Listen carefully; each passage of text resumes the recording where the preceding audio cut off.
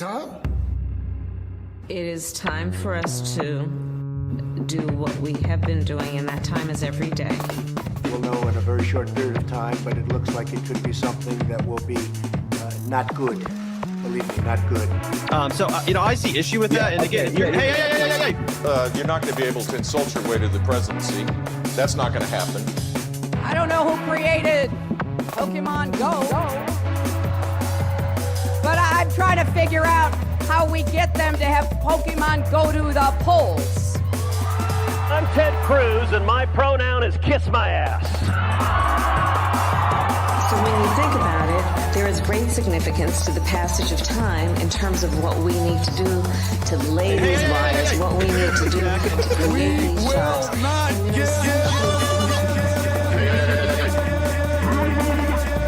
America is a nation that can be defined in a single word.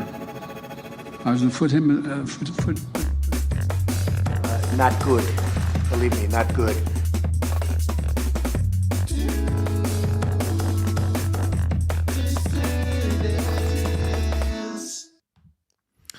Hello, dissidents.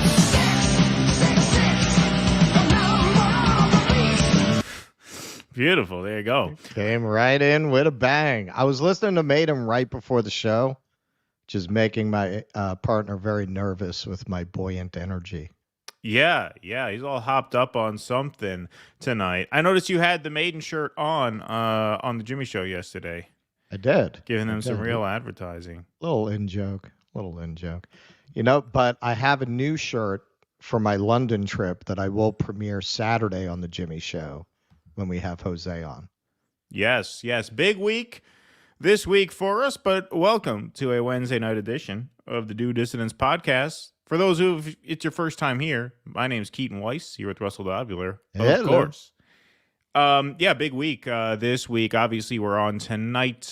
We have the treasure, Norman Finkelstein on tomorrow on the Jimmy Dore Show. National treasure, indeed. Norm Finkelstein on the Jimmy Dore Show tomorrow. We'll be live starting 6 Eastern, 3 Pacific. Then we're back here Friday morning for Morning Dew.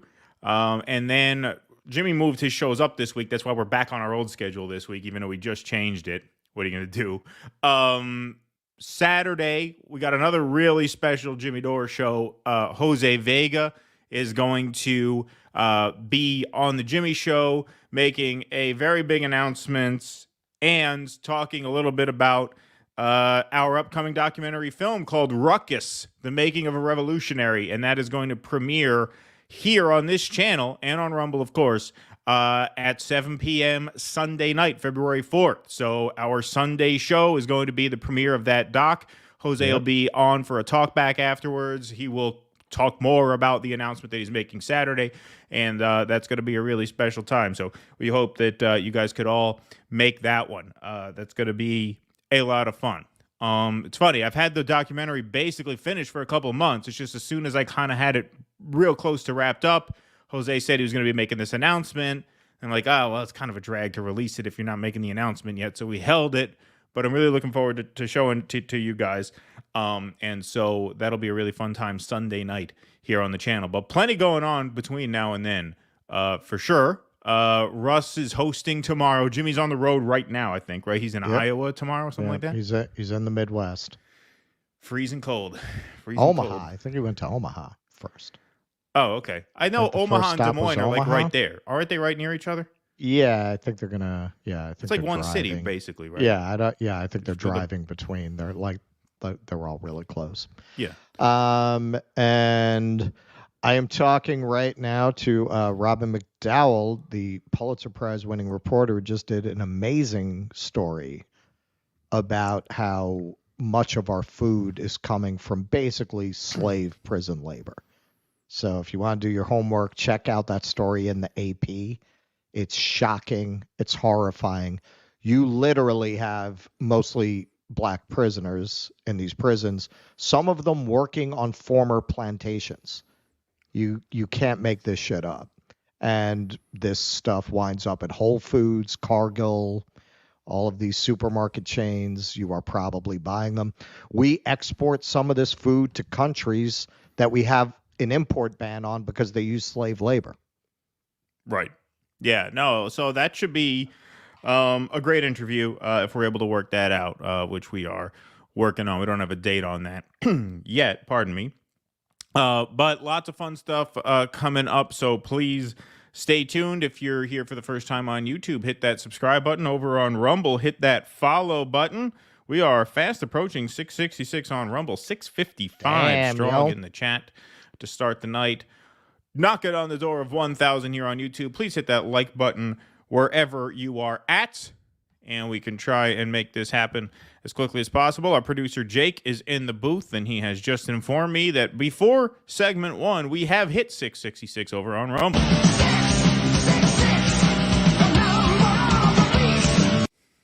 Beautiful. Almost beautiful, ripped the beautiful. cord out of Jimmy's lamp there.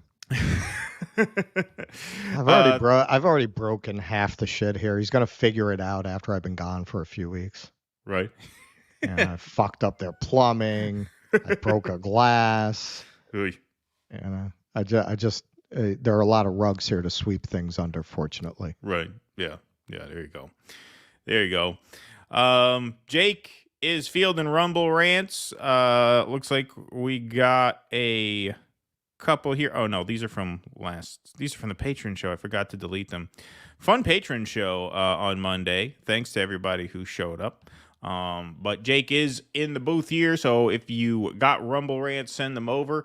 He is fielding them. Super chats welcome as well. Thank you all so much for being here. All right, let's get started. This is a bit of an old story, and by old I mean what, 2 days old? But here's Joy Reid closing out a segment on Joe Biden with an unintentional last word. And President Biden said he's ready to take action if Congress is serious about solving the border issue. If that bill were the law today, I'd shut down the border right now and fix it quickly. And Congress needs to get it done. Starting another fucking war. Still trying to kill the deal. And then she goes back to the script. Oh, Republicans still trying to kill the deal. Let's do one more time. The law today, I'd shut down the border right now and fix it quickly. And Congress needs to get it done. Starting another fucking war. Still trying to kill the deal. All right. Now, let's hear her mea culpa for that the day after. I just want to apologize very quickly. I was chatting during a clip that was playing, and we try to keep this show very PG-13, so I just want to apologize to anyone who was listening to my behind-the-scenes chatter. Deeply, deeply apologize for that, because it's PG-13 up around here. So thank you to you all for watching the Reid Out. All right, couple of quick things. Yes. Number one, the clip was like 12 seconds. Why were you chatting while the clip was playing? I mean, that's so weird. That's something that always kind of strikes me. I guess when you've been doing this for years and years and years, you just get very used to, okay, we're off, now we're on. We're off, now we're on. You feel like any time where you're not on the mic and on the camera, you just do your thing. Maybe you get to be a pro, or you just feel like, I don't feel like I would be like chatting with it. Like if I was playing a clip that was 10 seconds. I don't think I could tell my kid and then say, hey, shut the fuck up. All right. Yeah. So that was Joe Biden in Delaware this week. Like, you have to have a level of confidence to be able to do that. Number one. Number two. Well, you have to have a level of confidence in the tech people. Right. In the tech people. That they're going to cut that mic at that moment and bring it right back. Right. Exactly. Like, you trust them to kill your mic while they're playing the clip. I didn't even know they killed your mic while you play the clip. I assumed you just shut the fuck up for 10 seconds and play the clip. No, look at how short this is. Look at how short. I just want to play one more time. Right now and fix it quickly. And Congress needs to get it done. Starting another fucking war. And then still trying to kill the deal. And 2 seconds weekend, later, she's back in. She's back in. Oh, okay. That's funny. All right. And the apology was quite remarkable. That was an apology that you would give to an audience that is so fucking brain dead. Some might say the R word, but I've been instructed by management not to use that word tonight in particular. We're checking it in the rule book. But you have to really be confident that your audience is not going to look beyond the surface of that apology, because obviously the substance was very revealing of what Joy Reid really thinks about a lot of the propaganda that she's spreading. She's playing a character. This is an acting job. Exactly. She probably believes some of it, but that's not required in her mind for her to spout it. She's not. I've always suspected with her, especially after the blog post came out, that she's really just a careerist. Like she doesn't. Her politics probably would align about as well if she got a job at Fox as at MSNBC. I always got the sense that wouldn't be a hard transition for her. That she has at least as many views that would make her comfortable at Fox if you actually got insight into what she thought. Yeah, I mean, she didn't apologize for the content of what she was saying. That's why you're saying, like, yeah, it makes sense. She's just counting on her audience not to think, well, wait a minute. Is she critical of Biden's foreign policy? She said he's starting another fucking war. She clearly knew it went viral. She clearly knew that people took it to mean Biden was starting another war. So you'd think if she had any respect for her audience, she would at least try and spin some bullshit. Hey, I didn't mean Biden was starting another war. I was talking about another segment that we were doing next or whatever. You know, you'd make up something. No, she just apologized for letting a 4-letter word slip on the air. That's it. She didn't actually address the substance of what she said, which is here he goes again, starting another fucking war, which means obviously she's not wrong. Well, no, she's not wrong. I mean, not. how many of these fucking libs do you see now that we're really into campaign season? Every fucking day there's some fucking quote from some book about an American fascist or some fucking quote from Jefferson that they fucking take out of context, like to apply to Trump. Like every day is another round of Orange Man bad. It's just amazing that they even have it in them to go for that when you're running this guy, like how do you even get behind that? So she's right. They are that stupid and they are that willing and really in a lot of ways desperate not to delve into that, because down that path madness lies for these people. That their whole worldview is that these people on MSNBC are their friends, because remember, a lot of these people are in nursing homes. They're very old, the people watching this shit. This is their entertainment. This is what gives them a sense of belonging to the world, right? To sit there, take in these narratives. Rachel's their buddy. Joy Reid is their buddy. They have no interest in going beyond that surface level, and she's right. That's how she played it. Like, yeah, you know, I got caught cussing. You know, we keep it clean up here, and all these mummies in between, you know, the nurse feeding them their applesauce. Yeah. Well, they also don't have the emotional maturity to actually stare down a reality where there are no good people in government. Of course. Where the Democrats are not the angels fighting the demons, right? I mean, that's the reality that gives a lot of people, not just MSNBC viewers, but a lot of Democrats and a lot of GOPers for that matter, a level of comfort, because it provides a level of understanding. But this shows that you're absolutely right. I mean, she is like an actor on stage. She walks off the wings, she grabs a cigarette, calls the boyfriend, hey, what are we doing later? Come back on.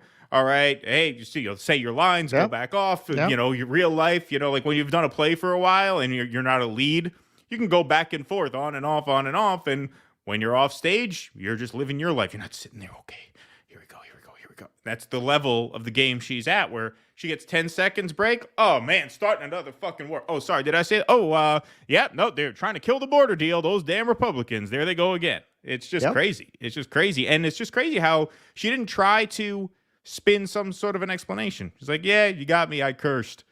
Yep. Yeah. She's right. Do you see any libs raising questions about why Joy Reid would say that about their dear leader? Right. They don't want to know. She's right. They have no interest in going beyond the surface level. She gave them a little explanation that she gave them a fig leaf with that. Yeah, no, this is just about the fact that I cursed, right? Right. It's these people are just so hypnotized and manipulated and brainwashed. And yeah, people will bring up Fox. Sure. Absolutely. And the demographic is the same, from 65 to dead. Right. Right. Yeah, exactly. All right, we'll take a couple of super chats here. Peter Donahue gave us one, but it's not only is it lost in my back end of StreamYard here, but it's also lost in the YouTube analytics. But what the hell did you say? No, it was very benign. I read it earlier today, and I forgot what it was, but it was nothing bad. So I don't know what happened, but I apologize, Patrick. If you want to send us a regular chat, we will have Jake keep an eye out for a free chat from Patrick Donahue if you want to say what you said again. Ruthless Criticism, thank you for the $5. Brianna never compared homeschooling to child abuse, holding you all to account for what she actually said. Fight me, Russell. All right. So listen, you're half right. Okay? So, dude, 1 minute on the audio. All right? Oh, my God. His immediate, obvious response was, there's no parental right to child abuse. And it was just the nail in the coffin. I think that the issue, insofar as it matters on the debate stage, is that I think it's a disqualifying if you have the wrong answer in a primary. Some people would argue that, say, homeschooling your children or denying them a meningitis vaccine or a polio vaccine or the slate of childhood vaccines that have become, that have saved so many lives over the course of history is a kind of child abuse. Should the government is child abuse? I'm sorry? You said homeschooling is a form of child abuse, or people would argue that? Well, you're very incredulous there, Amber, but many people think that's insane. Exactly, it is insane because outcomes for homeschool kids are actually, in many cases, better than for public school kids. Why would that be considered a form of abuse? Well, Amber, many people say that allowing your kid to transition. Many people say, okay. All right, so it basically goes on like that. So she pulled the Fox News classic. Some people say clearly aligning herself with that opinion without taking responsibility for aligning herself with that. So, yeah, I mean, technically she didn't say it, but given that she lumps it in with causes that she has expressed a very clear opinion about, we all know her brilliant construction paper understanding of sex and gender. So I think we can safely assume she's pro-childhood transition. We know her views on vaccines. So the fact that she's putting this other thing in there with views that she's on the other side of, I think it's disingenuous to try to suggest that she's just playing devil's advocate there. It's pretty obvious she's pulling a classic lawyer trick. Well, some people say. Some people say. People are saying. Some very smart people are saying. Very smart people are saying. So yes, I mean, technically she didn't, but come on, man. It's a technicality. All right. MF, thanks for the £2. When can we expect Jew Tunnel 3? We're gonna let the audience sit in suspense for Jew Tunnel 3. When a new tunnel emerges, we haven't had a new tunnel yet. We're working on the mole people costumes. There you go. Andre Torres, don't buy Driscoll's, slave labor from Baja California. Was that in the article? I haven't read the article yet. I'm not sure if they mentioned Driscoll's. They mentioned Cargill. Whole Foods, that was very interesting that came up in it. But basically, the article says there's almost no food you would buy in America that's not touched by slave labor, essentially slave labor. T-Bone 316, thanks for the $10. Missed your shows last week. So glad to be watching you Love or Live now, but Love is good too. Russell, you back in New York. You're a good man, Keaton. Thank you. Love this fucking show, T-Bone. Love you too, T-Bone. No, Russell's still at the compound out there in LA. We're hosting tomorrow. Yep. Well, Russell's hosting, and I will be remote co-host. And we got Norm on. We got Norm on. And then Russell's going to be sitting in next Monday and Wednesday and hosting next Friday. And we're hosting Saturday. Russell's hosting Saturday as well. So thank you, T-Bone. Oh, here's a cool one. Dichi Cheng. Thanks for the $20. It's very generous. Russ, cool. I was at Two Roads last weekend. Great show. I wanted to say hi after, but had to piss like a racehorse. Here's some cash for a future In-N-Out visit. You two are doing some fantastic reporting. Well, thank you, DT Chang. Thank you. Welcome. Thank you very much. To the channel over there on Rumble. 920 strong in the Rumble chat, approaching 1,000 over on Rumble. That's beautiful. So please hit that like button. Let's juice that algorithm, everybody. And, of course, hit that subscribe button as well. John M. in Minnesota. Freezing cold. No, I was grilling under the lights in 55-degree weather in Minneapolis just before the show. Salmon on a plank, in case you ask. Sounds delicious. 55 in Minneapolis. Wow, that's amazing. That's pretty warm for this time of year over there. Okay, why don't we go on to segment number 2? So, folks, we haven't had any Cornel West news to share with you guys for a while. And so we thought we would bring you the latest. He's finally releasing his Charlie Mingus tribute. Right, yeah, exactly. We're finally bringing you some new Cornel West news because he has now another strategy for gaining ballot access, this time forming a new third party called the Justice for All Party, which he was going to use to access the ballot in certain states where he is not already on the ballot. And by certain states, I mean 48 states where he's not on the ballot. He is on in Alaska and Oregon, really making a pitch for that Pacific Northwest vote so far. But he's got to get on the other 48. And so here's his plan to do that. Are proud to already be on the ballot in the state of Alaska, Oregon. We're on the move and we have a 50-state strategy. That's why the establishment of the Justice for All Party, that's right, we're calling for the Justice for All Party to be used to gain access to the ballot in those states where it's easier to gain access to the ballot party as opposed to independent. I'll be an independent in other states. But I'm calling for you as volunteer, you as citizen, you to become part of this campaign, which ain't nothing but a moment in a movement based on the legacy of Martin Luther King Jr., Fannie Lou Hamer, Dorothy Day, Rabbi Heschel, Edward Said, Cesar Chavez. It goes on and on. The best of the history of America, the best of the president of America, concerned about poor and working people. Justice for All Party. We're on our way to 50 states. Come with us. Be a part of us. All right, I want to read some of this. Where the fuck do you get the balls? Well, actually, I got to say, one thing I'll give Cornel West credit for, as opposed to Robert F. Kennedy Jr., he used copyright-free music under his track so that we wouldn't get in trouble for playing it. When we did RFK's falconry video, we got a copyright claim, couldn't make any cash off of that stream, couldn't make any of that sweet cash off of that live stream. So props to Cornel for that, because I ran this through the copyright check since fool me once kind of thing, right? But I want to read this here. He pulled the soundtrack from Lady Hawk, right? Yeah, exactly. I want to show this here. Did you know each state requires independent candidates to meet unique requirements to be allowed alongside duopoly party candidates on the election ballot? Yes, I did know that. I absolutely knew that. That's why you shouldn't have quit the Green Party. Like, what do you mean, did you know that? Yeah, of course I knew that.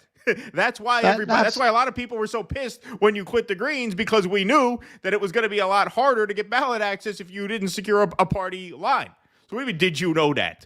That is why a lot of us went so far as to say, oh, he's not really running for president. He just likes to talk to podcasters. Because if he were really running for president, he would not be bending over backwards to make sure that he can't cost Joe Biden the election and thereby cost himself his guest appearances on CNN. Right. Well, here, this goes on. Because there's another piece of writing we're supposed to read here. Due to diverse state requirements, Dr. West will stand as the Justice for All candidate in some states, an independent in other states, and in others may be the candidate of choice of another third party. All right, now look. When the People's Party first launched a few years ago, I was quite excited for it. Was that his slogan? What's that? Catchy. Yeah. Catchy. when the People's Party launched a few years ago, I was pretty excited for it because I thought we needed a new party. And I thought there was a lot of energy to be harnessed in the wake of the Bernie campaigns. And so I thought it was a good idea. And if he decided a year ago, you know what, I'm going to start my own party, create it according to how I want it, I would have said, all right, fine, good luck. That's a plan of sorts. I mean, you'd still probably be better off on the Greens just for ballot access. But if you decided to do something like this a year ago, it would be okay, long shot, right. but at least plausible. It would make some kind of sense. Right. To do this at this stage, it's February. You're on 2 ballots in 2 very low population states where it doesn't take as much work to get on the ballot. Once again, you need 330,000 signatures to get on California and Texas combined, which really means you need 500,000 because the DNC sends their lawyers in and they invalidate everyone they can, and they are able to invalidate quite a bit. And so that puts you so far behind where you would have been had you stuck with the Greens. So now we can add this to the list of launch with the People's Party, switch to the Greens, switch from Green to Independent, and now this hybrid strategy of creating a new party with its own infrastructure and its own hierarchy and its own dynamics. In some states, stay independent in others, and try and get on other ballot lines in other states. You're going to put this all together in 5 or 6 months because that's how long you have. You don't have till November to get on the ballot. You have until basically most of the deadlines are late spring, early summer. Some states, I think you have until August. But you don't have that long. You got now, on average, per state, probably about 120 to 150 days. You're going to pull all this together now? You decide to do this again at this stage in the game? Come on. I think what you're forgetting is that he's a jazz man. Yeah, well, and that's what he said. As a jazz man, improvisation is his forte. And I'm pretty confident he's going to be able to just kind of like stand up bass his way into at least 40 states. Yeah. Well, we'll see. We'll see. Boom, boom, boom, Yeah. boom, boom, boom, boom. Not going to be easy. Yeah, it's as soon as I saw this, I said, "Oh, good, another time suck for the left." That sounds great. Where do I sign? We really want to encourage people to put their time and energy into that bullshit. Not like we don't have a bunch of other, most prominently Green Party, failed third party, half-ass, co-opted, set on fire, dumpster fire experiments that we could go get involved in that already have ballot access. Right. Like you said, if he had announced this a year ago with all of the goodwill that he had built up, I think people would have taken a look at it. But clearly, even if he's not just doing everything he can to pretend to run for president without actually having an impact, even if he's sincere and he's gone about it this way, he's far too incompetent to make something like that happen anyway. Yeah, you're not going to pull together the organization at this phase. Certainly. I mean, nobody could, but he'd be the last person from what we've seen that would be able to pull that off. Well, he broke from the Greens in, I think, mid-September because I started chasing down that story. I started talking to some people, trying to figure out exactly what happened. And then October 7th happened, and I didn't pursue it anymore because it seemed very unimportant in the aftermath of that. So he made the switch from Green to Independent in September. It's now February. So in 9, 10, 11, 12, 1, in 5 months, he's gained ballot access in 2 states, both very low population states, where the threshold is obviously lower than in a high population state like a New York or California, Texas, or a swing state even like a Pennsylvania or a Michigan, right? Something that would really have an impact. So how is this going to happen? It's absurd. It's insane. It's just insane. Of course. And who, I mean, realistically, who's going to even involve themselves with that? How could you? This is the fourth party. It's such a clown show. Like, who's going to get behind that? It's sad. Sad, as our illustrious once and future president might say. Sad. It is sad because this is a great year for third parties, potentially. Sure. And one after the other just blew it.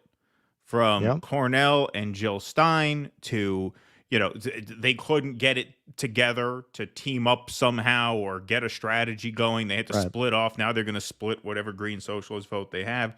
RFK obviously squandered every ounce of goodwill with this insane, sick Israel shit. Now he's talking about running as a libertarian, which would be great for the Libertarian Party and great for his numbers. But what, I'm going to tell people to invest? I mean, come on, you can't even go there at this point.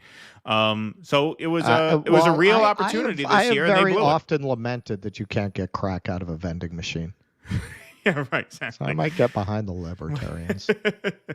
But yeah, no, I mean, huge opportunities for all these third parties, and no one was able to capitalize on it.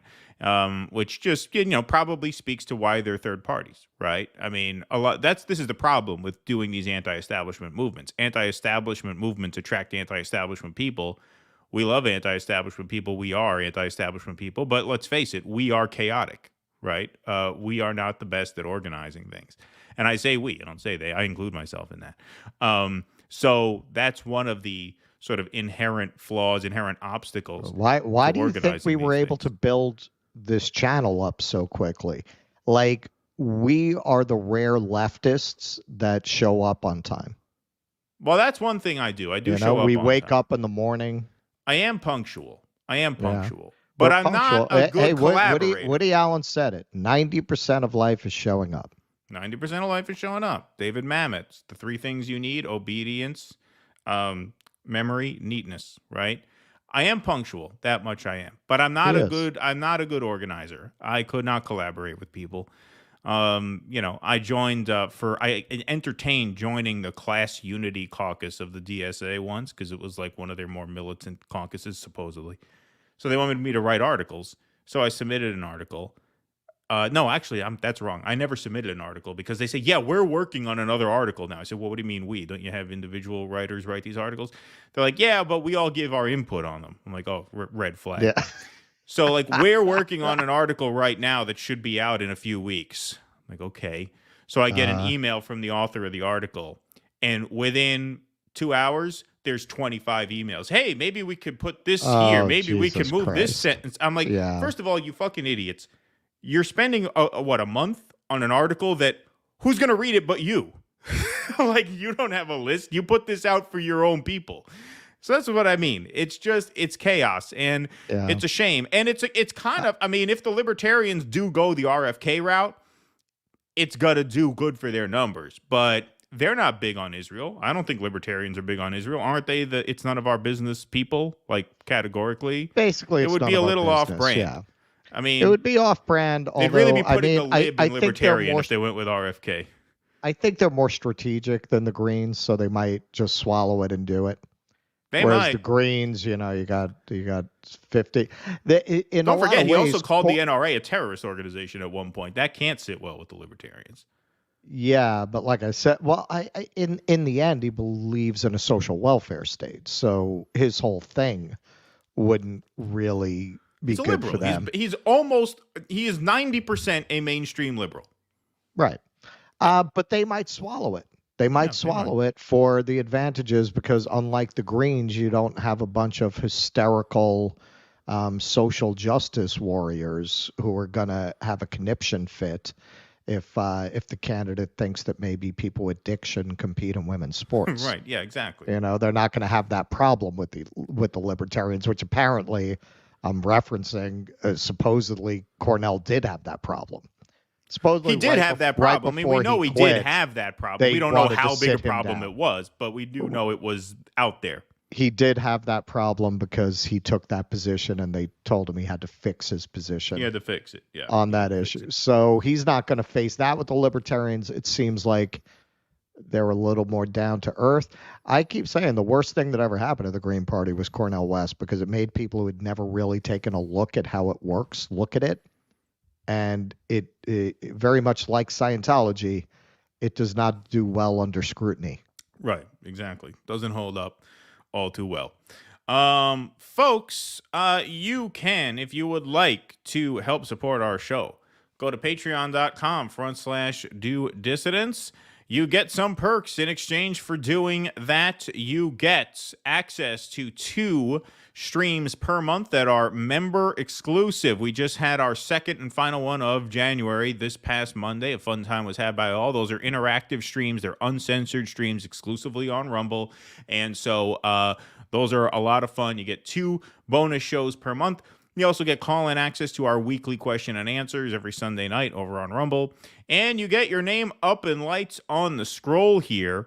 Not only do you get your name up in lights on this scroll, but, and this is kind of a last call, all right, you will also get your name up in lights on the end credits of our Jose Vega documentary entitled Ruckus, The Making of a Revolutionary. Kind of last call for that because I'm finalizing the end titles this week. So if you want your name in the end credits of our film, you can get it in there for just $5 a month. If you go to patreon.com/DoDissidents, DoDissidents.substack.com, and you can also go to our locals, which is DoDissidents.locals.com. If you're watching on Rumble, and it looks like there are over 1,000 of you over on Rumble, which is amazing, then you can click that join button right underneath the video screen, and that takes you to our locals where you could sign up and support the show. You get all those perks I mentioned, plus your name in the end titles of the Jose Vega documentary. One thing I'll mention since it's last call, since I'm finalizing those end titles this week,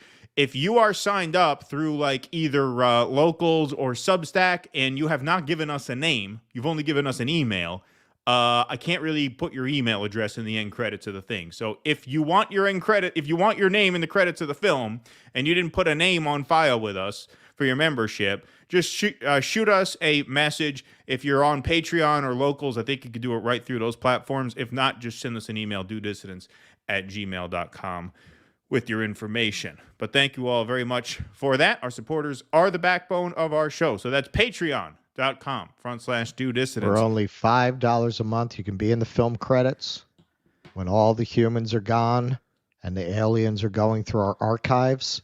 Your name will be there. Your name will be there when they get to the Jose documentary. Name up in lights. That's right. Immortality. An Alpha Centauri, maybe. There you go. There you go. And our locals page, DoDissidents.locals.com. Those are your 3 options there. Let's take some super chats here. Let's take a Rumble rant here. Are you poster? I have a better idea. Stein West 24. Yeah, with that strategy, they might get a combined 3% of the vote. You know, they might get 3 or 4 points. They're polling at 3 and 2 apiece. And they were polling. Look, Cornel was polling at 8 or 9. Right. When he switched to the Greens, he was polling at 8 or 9 because people felt like, hey, maybe there's something here. And then when he left, he was polling back down 1 or 2. Yeah. Because you have to project some sort of strategy. You have to prove you can execute to some extent in order to get people who are disaffected with the system to invest in you. And obviously, he could not do that. As far as I know, Cornel West is listed. Yeah, but he got paid. He got paid, man. You see how fast they stopped talking about his child support and his taxes? They paid him. That's true. He got paid to not be a threat. That's payment of a kind. Kinky, thanks for the $1. Kinky 2. As far as I know, Cornell's listed on the California ballot as a candidate in the Peace and Freedom Party. Well, he didn't announce that in his video, but I'll certainly look into that. You would think he would have made some kind of mention of that they're on the ballot in California if that were true, because that would certainly be significant in the sense that it would clear a major hurdle in terms of signature gathering. Well, it doesn't mean much for the race because it's not a swing state, but that would certainly be an accomplishment of sorts, no doubt. But thank you for that. I'll look into that. You'd think he would have mentioned that in his thing or put out a press release or something. I haven't heard anything. I would think. And I still follow Cornell, still pay attention. I still have my ear to the ground. Bloodthirsty Mayonnaise. It's an interesting screen name. I like that. Thanks for the $9.99. Trump is the most liberal candidate in this race, which is why he's winning handily. Great show, guys. Thanks. Thank you, Bloodthirsty Mayonnaise. Ruthless criticism. Are you guys going to enter to win a chance to go parasailing with RFK in the French Alps? What was the other one? It's whale watching, right? Whale watching and yes. falconing. Yeah. Just in time. I like that screen name too. I'm very old and you guys are my entertainment. Beautiful. Thank you. Thank you. Thank you. They don't all watch Joy Reid. So thank you very much. Spread the word for us at the cafeteria. Just kidding. All right. Just kidding. Just joking. All right. Ruthless criticism. Again, lack of access to public schooling was unironically considered abusive by right-leaning people during the COVID pandemic. That some people say is not controversial, not disingenuous. All right. I mean, that is actually a fair point. Listen, man. Listen. I'm gonna break it to you and all the other Brianna stands. You haven't got a shot, man. You haven't got a shot. I'm sorry if I'm the one who has to tell you this, but you haven't got a shot. Stop simping. Stop simping. It's getting embarrassing now with some of you. It is interesting though that a lot of homeschool advocates liked schools during the lockdowns. That's kind of interesting. I mean with this, it's very obvious where her social views tend to be. So why would you think that's not what she meant? It doesn't make any sense.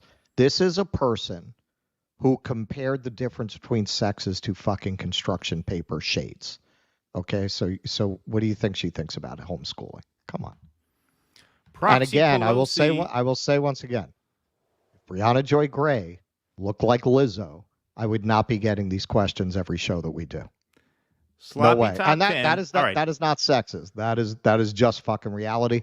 I would say, you think that's like saying Chris Hemsworth would not be playing Thor if he looked like Jack Black. Okay, like this is just reality. All right, I don't give a shit anymore. I'm sick of the topic. Well, you never did. Sloppy top 10.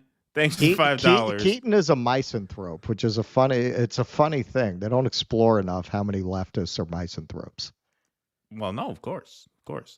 Proxy Pelosi pisses on protesting progressive pukes of Putin. Good alliteration there. Okay. So now we got somebody to start writing our headlines. Yeah, there you go. Grassy Knoll, thanks for the $4. Appreciate that. Let's go to Derek. Thanks for the $5. Have you seen Rachel Maddow's embarrassing interview of E. Jean Carroll yet? Yeah, we were thinking of covering that. It's a maybe. But yes, I did watch it. Indeed. Thank you, Grassy Knoll. Appreciate that very much. Okay, let's go to segment number 4. All right. This just broke last night. This really got me. This was a really triggering thing. This had my blood boiling. I was actually really anxious to get to this segment because Kamala Harris had an event in Nevada on reproductive rights. And we know that there were protesters in the building, which we will get to in just a moment. But a couple of, shall we say, potential protesters or people who perhaps looked to the Kamala Harris staff like they may have been troublemakers were denied entry to the building. So what do we mean by that? Well, let's find out. This from Nevadans for Palestinian Liberation. On Saturday, January 27th, at the Kamala Harris Get Out the Vote event in Las Vegas, 2 visible members of the Muslim community wearing hijabs were not let in by campaign officials. The Biden-Harris campaign is clearly fanning the flames of Islamophobia. So here you have these 2 Muslim women trying to get in. They're on the list. They had RSVP'd. They had their confirmations. And here's how they're greeted when they go to enter the venue. I'm sorry. Why are you choosing us not to go in when we have an invite? Right, you specifically singled us out. That's racist. Is it because we have hijabs? I'm happy to talk to someone else. It is because that's clearly, I was afraid of this. And they hired Dieter from Sprockets to do the security. Isn't that against Democrats? Whole campaign? That's very Islamophobic. That's very racist. I'm sorry. Are you? You guys keep coming through. We have an invite. You're part of the LGBT community too, right? And you're still gonna kick us out? Come on through. The pink-haired lady, the very tall white woman gets crazy. through. Wow. Now I really won't vote for Biden and Harris. That's crazy. Yep. Interesting. So it wasn't a capacity issue, obviously. Whose decision is that? Las Vegas. Because we want to talk to them. Okay. Right. Whose decision was this? Come on through. Whose decision was this, she says? Thanks for being here. Thank you. Yeah, thanks for being here. They're racist, Islamophobic, community obviously. and you're being racist. Get a ticket or something?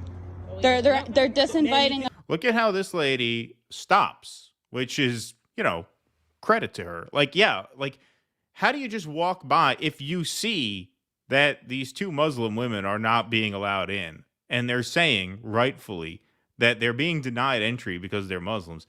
How do you keep walking? Maybe some people didn't see it or didn't care. This woman, you see, right in back of him, she stopped. She's like, what? What? Yep. We're on our way to the nice, liberal, anti-racist, pro-feminist event, and these two Muslim women are being denied entry, complaining that they're being discriminated against. So they stop. Let's watch the rest of this. Because we have hijabs on our heads. That's why, people. This is not a democracy. This is disgusting. We're being singled out. Obviously, we're the only hijabi women. That's kind of clear. They're disinviting us because we have scarves on our heads. Literally. That's disgusting.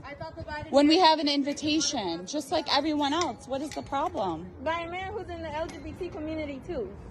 Well, how do you know? Like she says, by a man who's in the LGBT community too. I mean, I'd say it's a safe bet. I know. It's just funny. It's just funny how she jumps to that conclusion. Another group. Can they come in? They were already. No, they can't. I'm sorry. Wow. Why not? Look at this. It's not because of their scars? Why isn't it? We have an invitation. No, here, don't come up with excuses because You are a black woman and you're coming up with excuses for racism as well. I didn't. Yes, you I did. didn't give you an excuse. You I'm just letting said that you we're know. not being I'm letting you discriminated, know but that when you clearly are. I'm letting you know that you've been disinvited from an event. Why? So you can choose. So she's not I'm making just an not excuse. going to give you an excuse at all. I'm just going to tell you to leave. Right. She's saying, I'm not giving you an excuse. I'm not going to give you any reason at all. I'm just insisting you leave. So that's part one of the video. There's more, and we will get to that in a second. But I want to show you here. Both of these Muslim constituents had RSVP'd for the event, were given wristbands upon checking in, and were standing in line when the Harris campaign officials denied them entry. So there you can see. They have the email confirmation. They have the wristband. They're ready to go. It's not a capacity issue. You see they're letting other people in. Yep. And so here's part two of the video. As you can clearly see, these women were disinvited while others were being let in who were behind them. When pressed about why they were not allowed in, the Harris officials could not give a legitimate reason. Here's part two. have an invitation, just like everyone else. What is the problem? By a man who's in the LGBT community too. You're going after another group. Oh, I see. There's a little overlap here. They were already. No, they can't. I'm sorry. Why not? It's not because of this. It is because why isn't You it? We have an invitation. We're out of here. No, here. We're out of don't what? come up with What are they out excuses of? because You are a black woman and you're coming up with excuses for racism as well. I didn't. Yes, I you didn't did. give you an excuse. You I'm just letting said that you we're know. not being All right, so here's the new discriminated, material. that you Apologies. I guess clearly there was an overlap. I'm there. letting you know that you've been disinvited from an event. Why? So you can choose to leave Why? at this point or not. I won't leave because I have an And if invitation. you want, then we'll have someone escort you off. Why? I've let you know. We have every right to know why. You're a black woman who's partaking You're in white targeting supremacy. us. You are targeting. I hope you feel really proud of yourself. I feel really targeted right now. And That's you too. disgusting. You're a melanated man participating in white supremacy. So what's the issue, man? They disinvited us. What's the issue? And I think it's clear we have hijabs. Like, why? We have an By a invite. black woman and a gay man. Isn't that funny? We didn't do anything wrong. We literally have an invite. We have a wristband. We showed our ID. But it's clear, like, what's the other reason why we're disinvited? They don't bother saying anything. On our anything. head. And you won't give us a reason. So what's the reason? If you're disinvited, you're disinvited, right? That's. For what? We deserve an explanation why. We come here. I mean, I can't speak for you, but I come here to see Kamala as a voter. Look, and this is disgusting. This completely changes my view on things. If we had an explanation, we'd give it to you, but at this time... Right, so you don't have an explanation. So therefore, it is racist and Islamophobic. And this is exactly what this campaign is gonna, the message that you're trying to spread. Okay.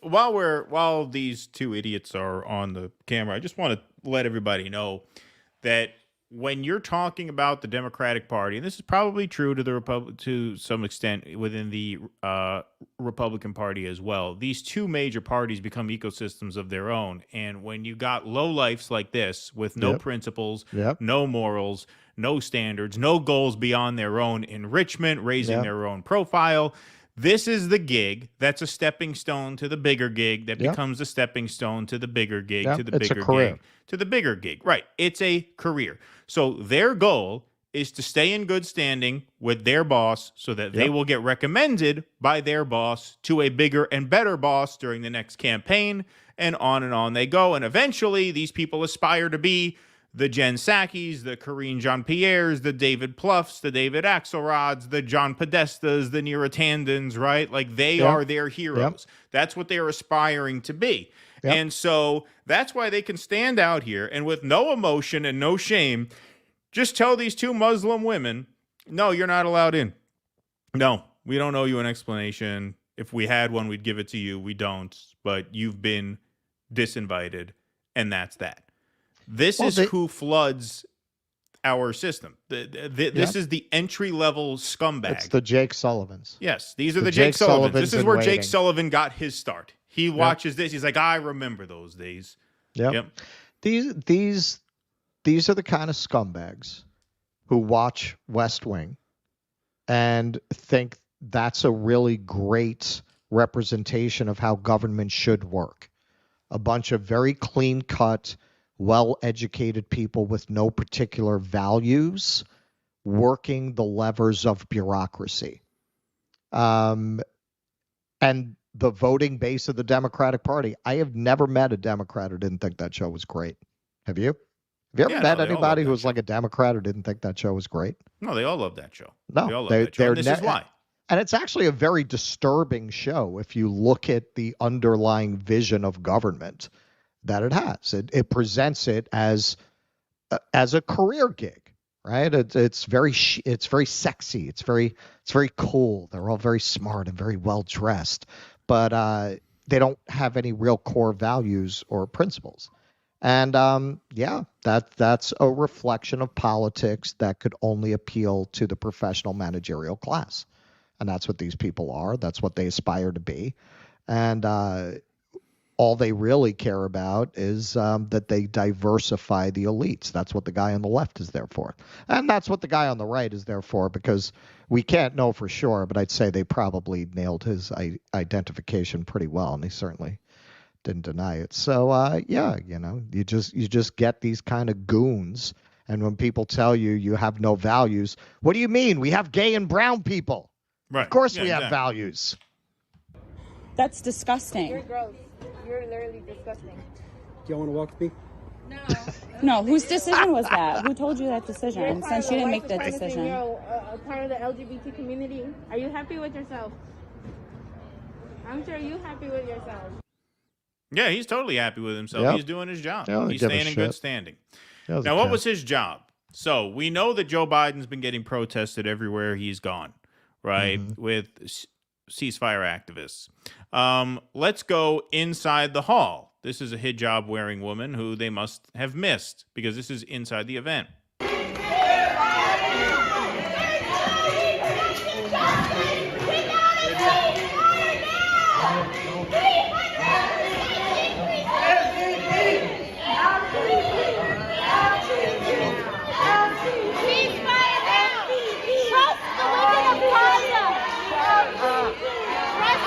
Oh, look, a white woman.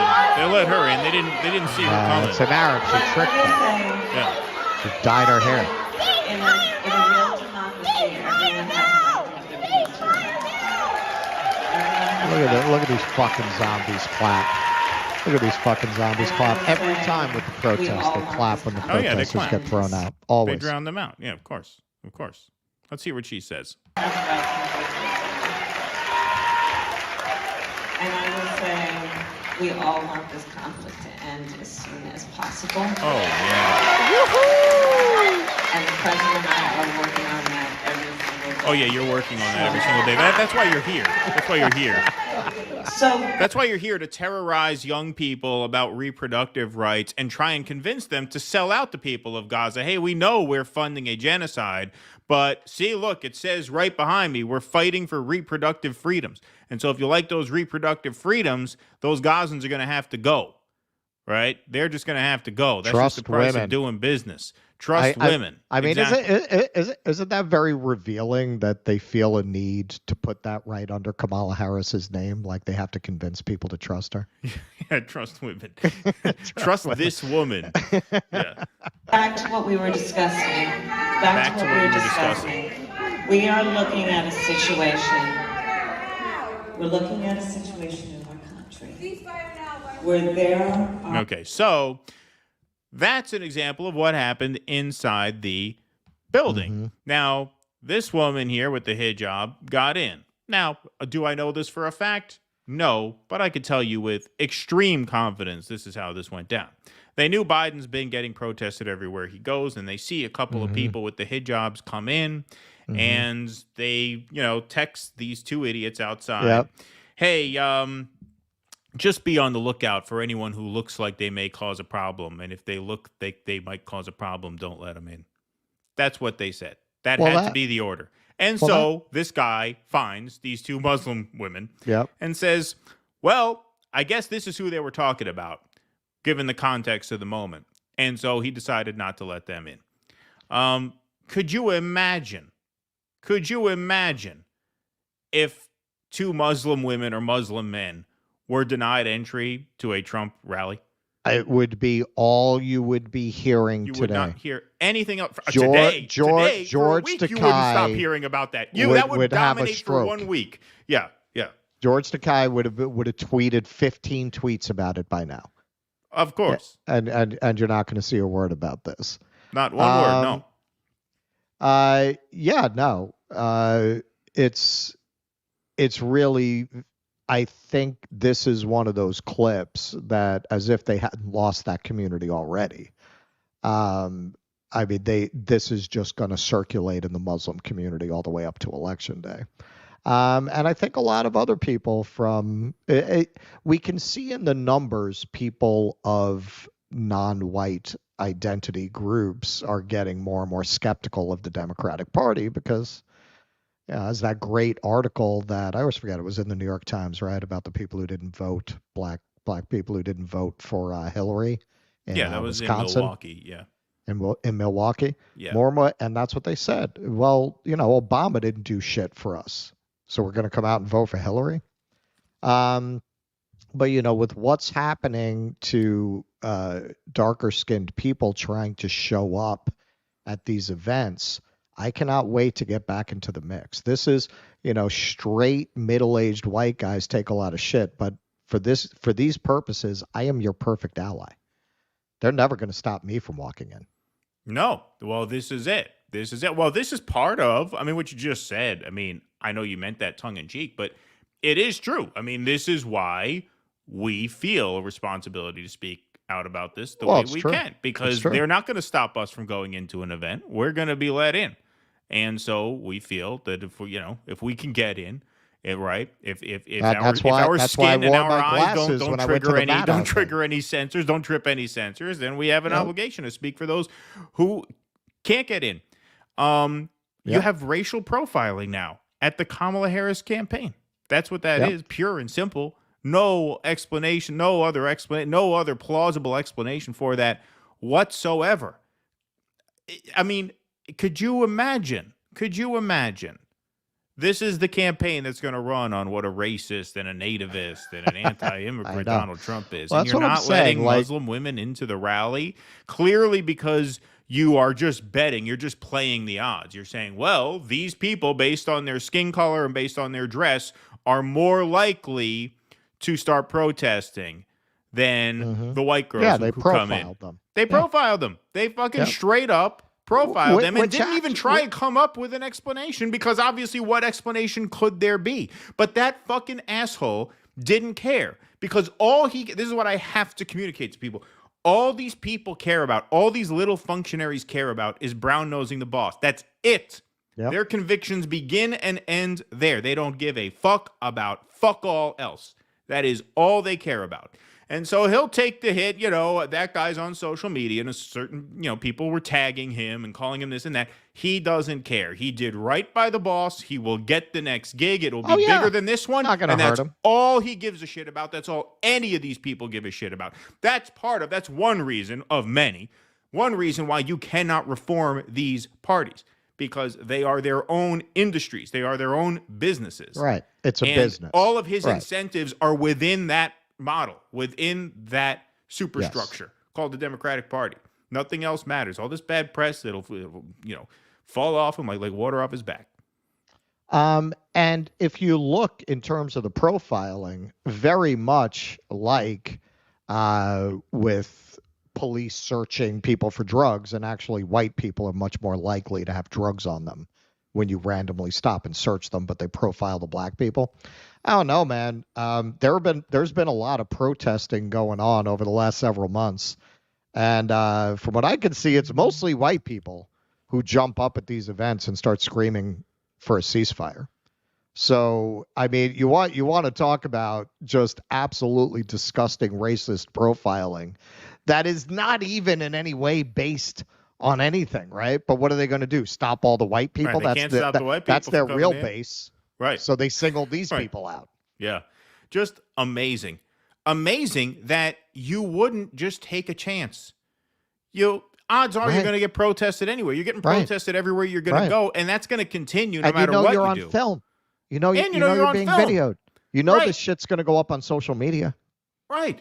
And you're going to get protested anyway, odds are. So you're going to get whatever bad press comes with getting protested. Now you're going to compound that by saying, let's try and keep people out who look like they might be a problem, which is clearly the order that was given.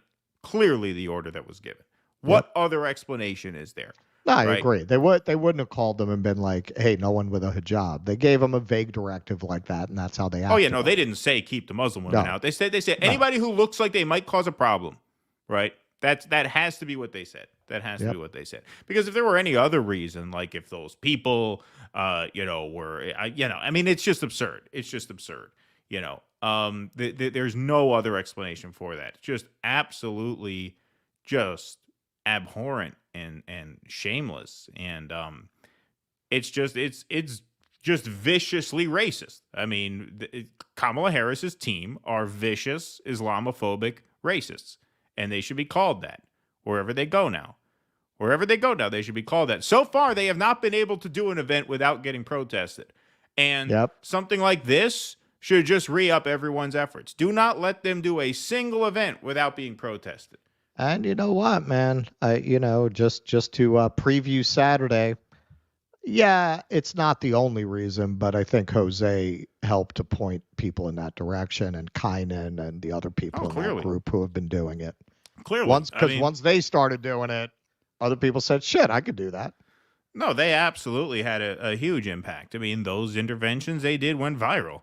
That AOC intervention got millions of views on Twitter alone, not to mention it was featured on Tucker Carlson. It was featured on television. I mean, that absolutely made a huge impact, because once people see they can do it and they see that all that's going to happen is you're going to get dragged out. Like, that's part of the reason why I wanted to make this film about Jose, and part of the reason why I took an instant curiosity to Jose and an instant liking to Jose is because he proves that, A, for all this bullshit about he's in a cult, he's this and that, he's a regular guy. He's as regular a guy as could be.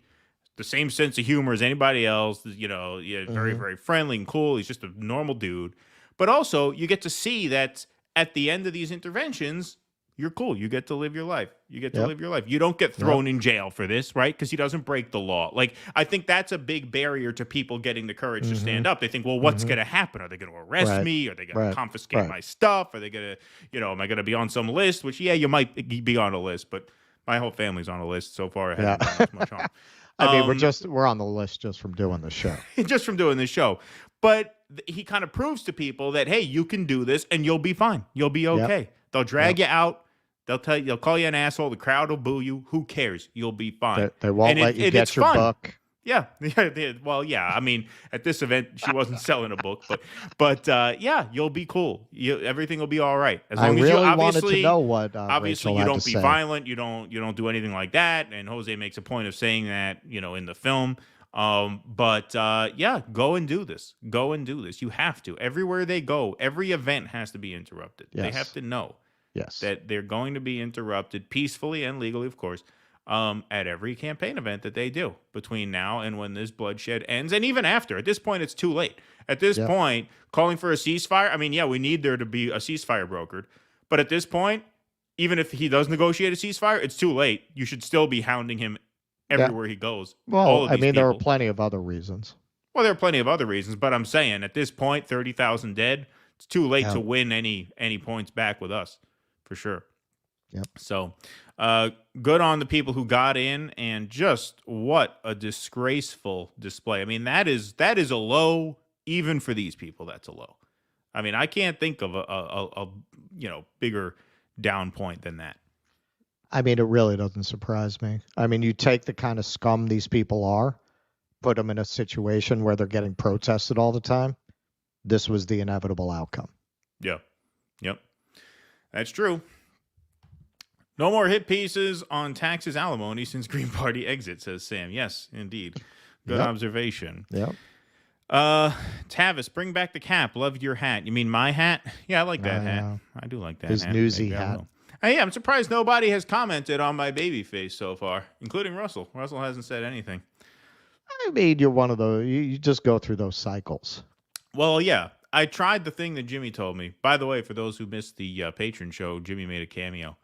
And he commented on my facial hair, and I said, I want to shave it. It was a very queer eye for the straight guy episode for the patrons. It was a queer eye episode for the patrons. Well, because he commented on my facial hair, and I said, I want to shave it, but the reason I haven't yet is because we just called the maintenance crew at our complex, and they came and they declogged our drains because they had too much schmutz in there.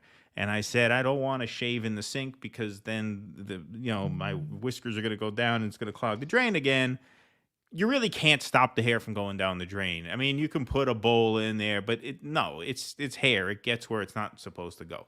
So Jimmy tells me, well, just stand in the middle of the floor and shave and then just vacuum up the hair when you're done. So I said, that's an idea. And it worked, but it took me a long time. See, if you're going to do that, you have to maintain clean shavenness because once the beard grows, it takes a long time to do it that way because you can't rinse the blades off properly. The hairs get stuck in the blades. Right. And so it really took a long time. It never even occurred to me to try to do something about that. It's just part of fucking life. Part of life what? That the beards go in sinks get clogged. You buy liquid plumber and you pour it down there. Well, apparently, liquid plumber is not good to use. Apparently. Well, I'm renting. I don't own, so fuck them. Well, that's my attitude, too. I mean, it doesn't damage anything. It just pushes the gunk further in, so you eventually have to snake it.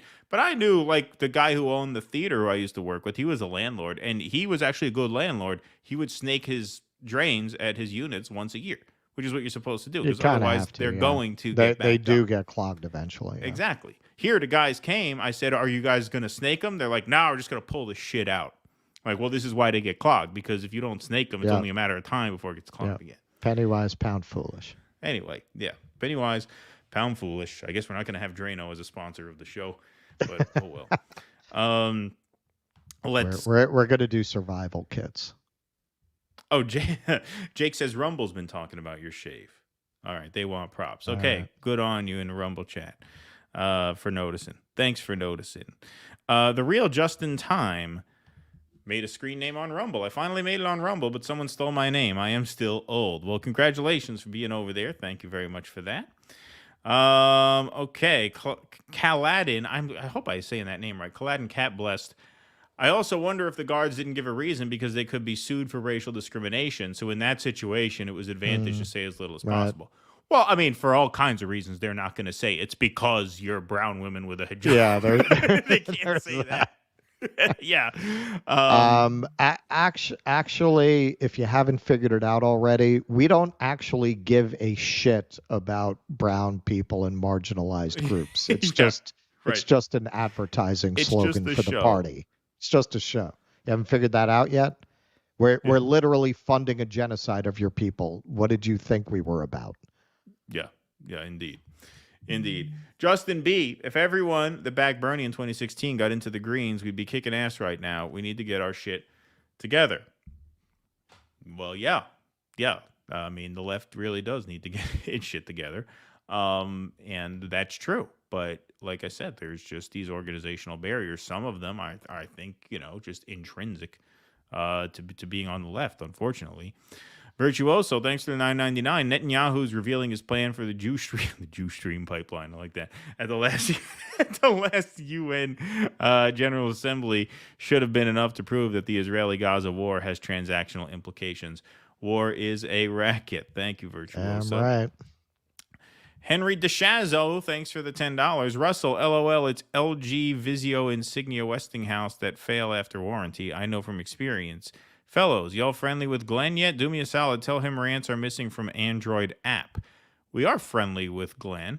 I assume you mean Glenn Greenwald. We are friendly with Glenn. I message him from time to time. Rants are missing from Android app, meaning that the Rumble rants aren't coming through on Androids. I will tell him that. I'll pass it along. I'm sure he needs the cash. EMK, thanks for the $5.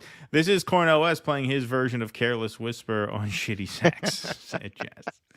Thank you, EMK. Careless feet, I got no rhythm. Hobbs 45. Mark Knopfler just auctioned off his guitars. I managed to buy the silent K from his name. Congratulations. I was about to say, at first, I thought, did you actually buy a guitar?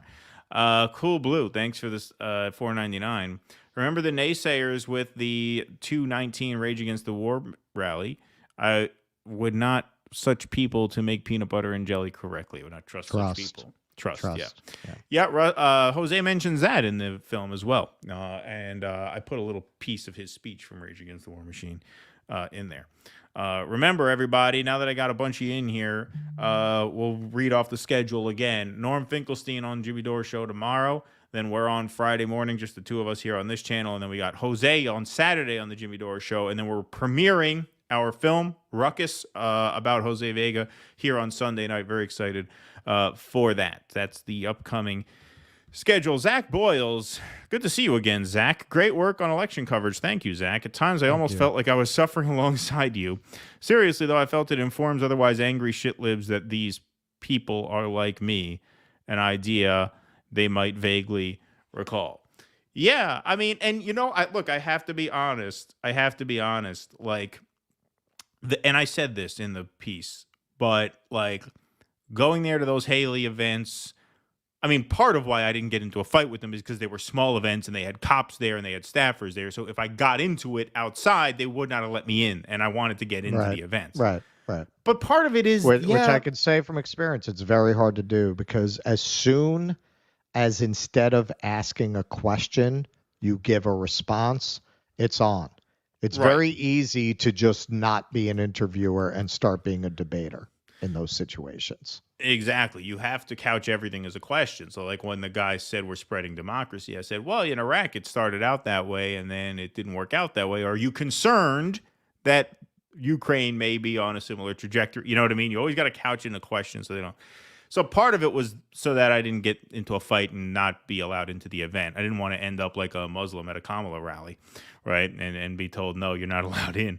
But part of it too, and I said this, is that like they are nice. Like you feel a little guilty lacing into them. Like they are just kind of these very agreeable, nice people, who are not there to have a fight. Like there's an innocence about people, even the people whose politics are terrible. There's just an innocence about Americans that just is hard to really enjoy getting into a fight with them one-on-one. Like when Nikki Haley starts talking about how, trouble follows that man wherever he goes. And all these people are very credulously nodding. Yeah, she's right. Yeah. Like they're very childlike in that way. Yeah. It's like you explain something to an 8-year-old and they just kind of, interesting. It's a very European vision of Americans. Well, but it's true. Like, it's true. Like, they are simple. And by simple, I don't mean stupid necessarily. Some of them are stupid. But there's an innocence about them, right? And so, yeah, I didn't exactly want to fight with them, which made it easier. So that's something too. Pickle the Pirate, thanks for the $5. Started late, but Russ's comments, RE MSNBC, sad, lonely viewers, hit hard. You guys are my friends, right? Right? You're not a sad, lonely MSNBC viewer, are you? If you are, at least you know, at least you're a hate watcher. You must be a hate watcher if you watch us too, because I know you watch us too, Pickle the Pirate. You can't be watching us and enjoying MSNBC. You can't be, you can't possibly be someone who Russ was talking about. Those women right now would have been welcomed at a Trump event. I mean, they couldn't have done any worse. I mean, it couldn't have done any worse at a Trump event. I have never heard of a Trump rally turning anyone away. And I feel like if they did shit like that, you'd hear about it. Because like you said, can you imagine if the Trump people did something like that? No, are you kidding? If I got footage of that, I could have licensed that out to MSNBC. It'd be a rich man. We'd quit this fucking show in a heartbeat. That's it. We'd be done. We'd be done. No, what do you think? We like doing this? You here for our health? We're fucking libertarians, but there's no money over there. Yeah. The West Wing. Aaron Sorkin channels Frank Capra. Indeed. Dan, thanks for the $1.99. Appreciate that. Okay, let's go. We'll take a couple more. We got a bunch of them here. Jada Albert, interesting how no one's talking about the Islamophobia at this Kamala event, but if it were Mike Pence, it'd be all over the place. Just saying. Well, yeah, obviously. Exactly. Yeah. Exactly. Obviously. If that footage were taken outside a Trump rally, it would be the news of the week. You couldn't get away from it. Nope. No. Not a night, a week. That would have been wall to wall. Yep. Wall to wall. And on social media, forget it. Forget it. Everywhere. Trump worth voting for just to piss off Sorkin. M&M, thank you for the $4.99. Appreciate that very much. Okay, we will get back to some super chats a bit later. Let's go to segment number 4. All right. Let's talk a little bit about a Gen X hero. Obviously, Russell is a Gen Xer, and one of Gen X's most beloved figures is Mr. John Cusack. This from Fox News. Basically, what Winona Ryder is on the female side, John Cusack is that for Xers on the male side. Yeah, I can see that. Those are probably the two most representative Gen X actors out there. And rightfully so. They're both very good. They both have a lot of star power. I'm a big fan of his acting. I think he's great, and I think he's one of these guys who could have aged very gracefully into stardom. Like George Clooney kind of got more popular as he got older. I think Cusack had that quality. Maybe because he was a teen star, it's a little harder for people to envision him as an older, more mature person. Maybe that's part of it. Maybe his politics are part of it. Who knows?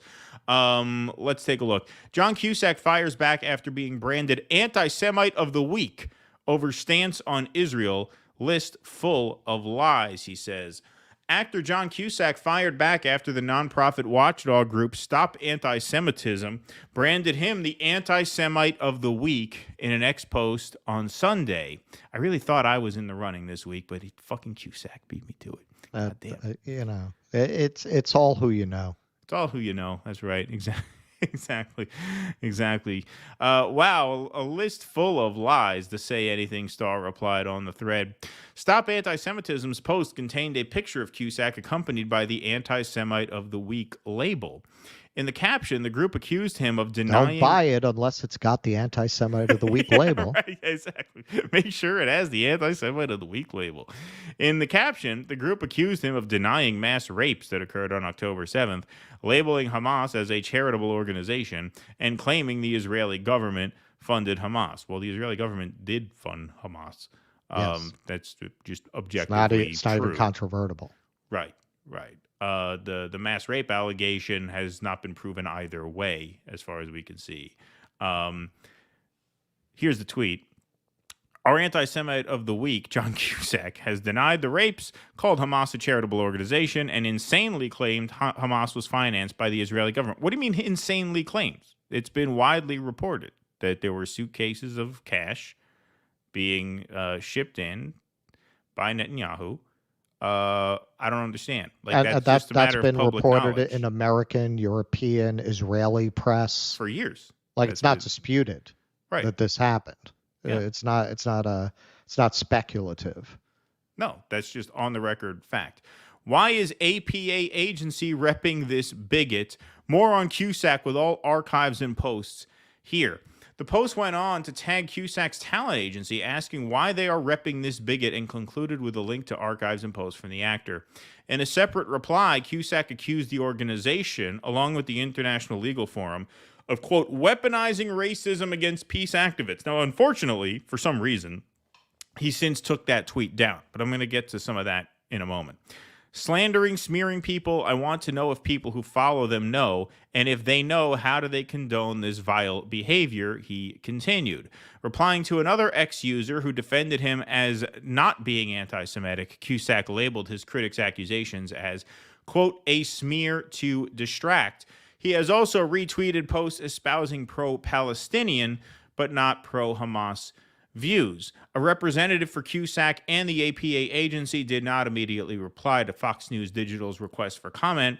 In another recent X post, the actor had also had terse words for anyone not calling for a ceasefire in Gaza, accusing them of having, quote, no soul. Here's the tweet they're referencing here. My God, if you don't call for a ceasefire, you have no soul. We can't stop until this stops. It's the most shameful thing I can imagine, staying silent in the face of this. Cusack has been outspoken about the ongoing conflict between Israel and Hamas that began last October when Hamas terrorists, launched unprecedented attacks on Israeli residential areas, killing 1,200 and taking hundreds of hostages. Israel's military campaign in Gaza, don't forget this is Fox News, so you're not going to get honest framing here. Israel's military campaign in Gaza since then has drawn strong criticism from the Jewish state's detractors. Words fail. This is another tweet. The barbarity of the Western response is unmatched in depravity. Imagine October 7th going on for 115 days, Cusack wrote in a separate post on Thursday. Now, Cusack has kind of strange politics. You know, he's spoken with teachers' unions, right? I mean, he's definitely to the left of most Hollywood libs. Definitely has what I would consider a moderate to severe case of Trump derangement syndrome. And kind of a vote blue no matter who type at the end of the day in most cases, although you never know with this how this is going to play out. Yep. But so he's always been like better than most Hollywood people, but not great. But apparently he's not great enough to be shadow banned, because he's tweeted about this before, and it's absolutely true. He is shadow banned. I mean, he is extremely suppressed on this platform. Yeah, you could test this. Just search his name in the search bar, and you won't find his verified account. I only saw these tweets by clicking the links in the articles, where they embedded the links to the tweets. Otherwise, I wouldn't have had those exhibits to show you.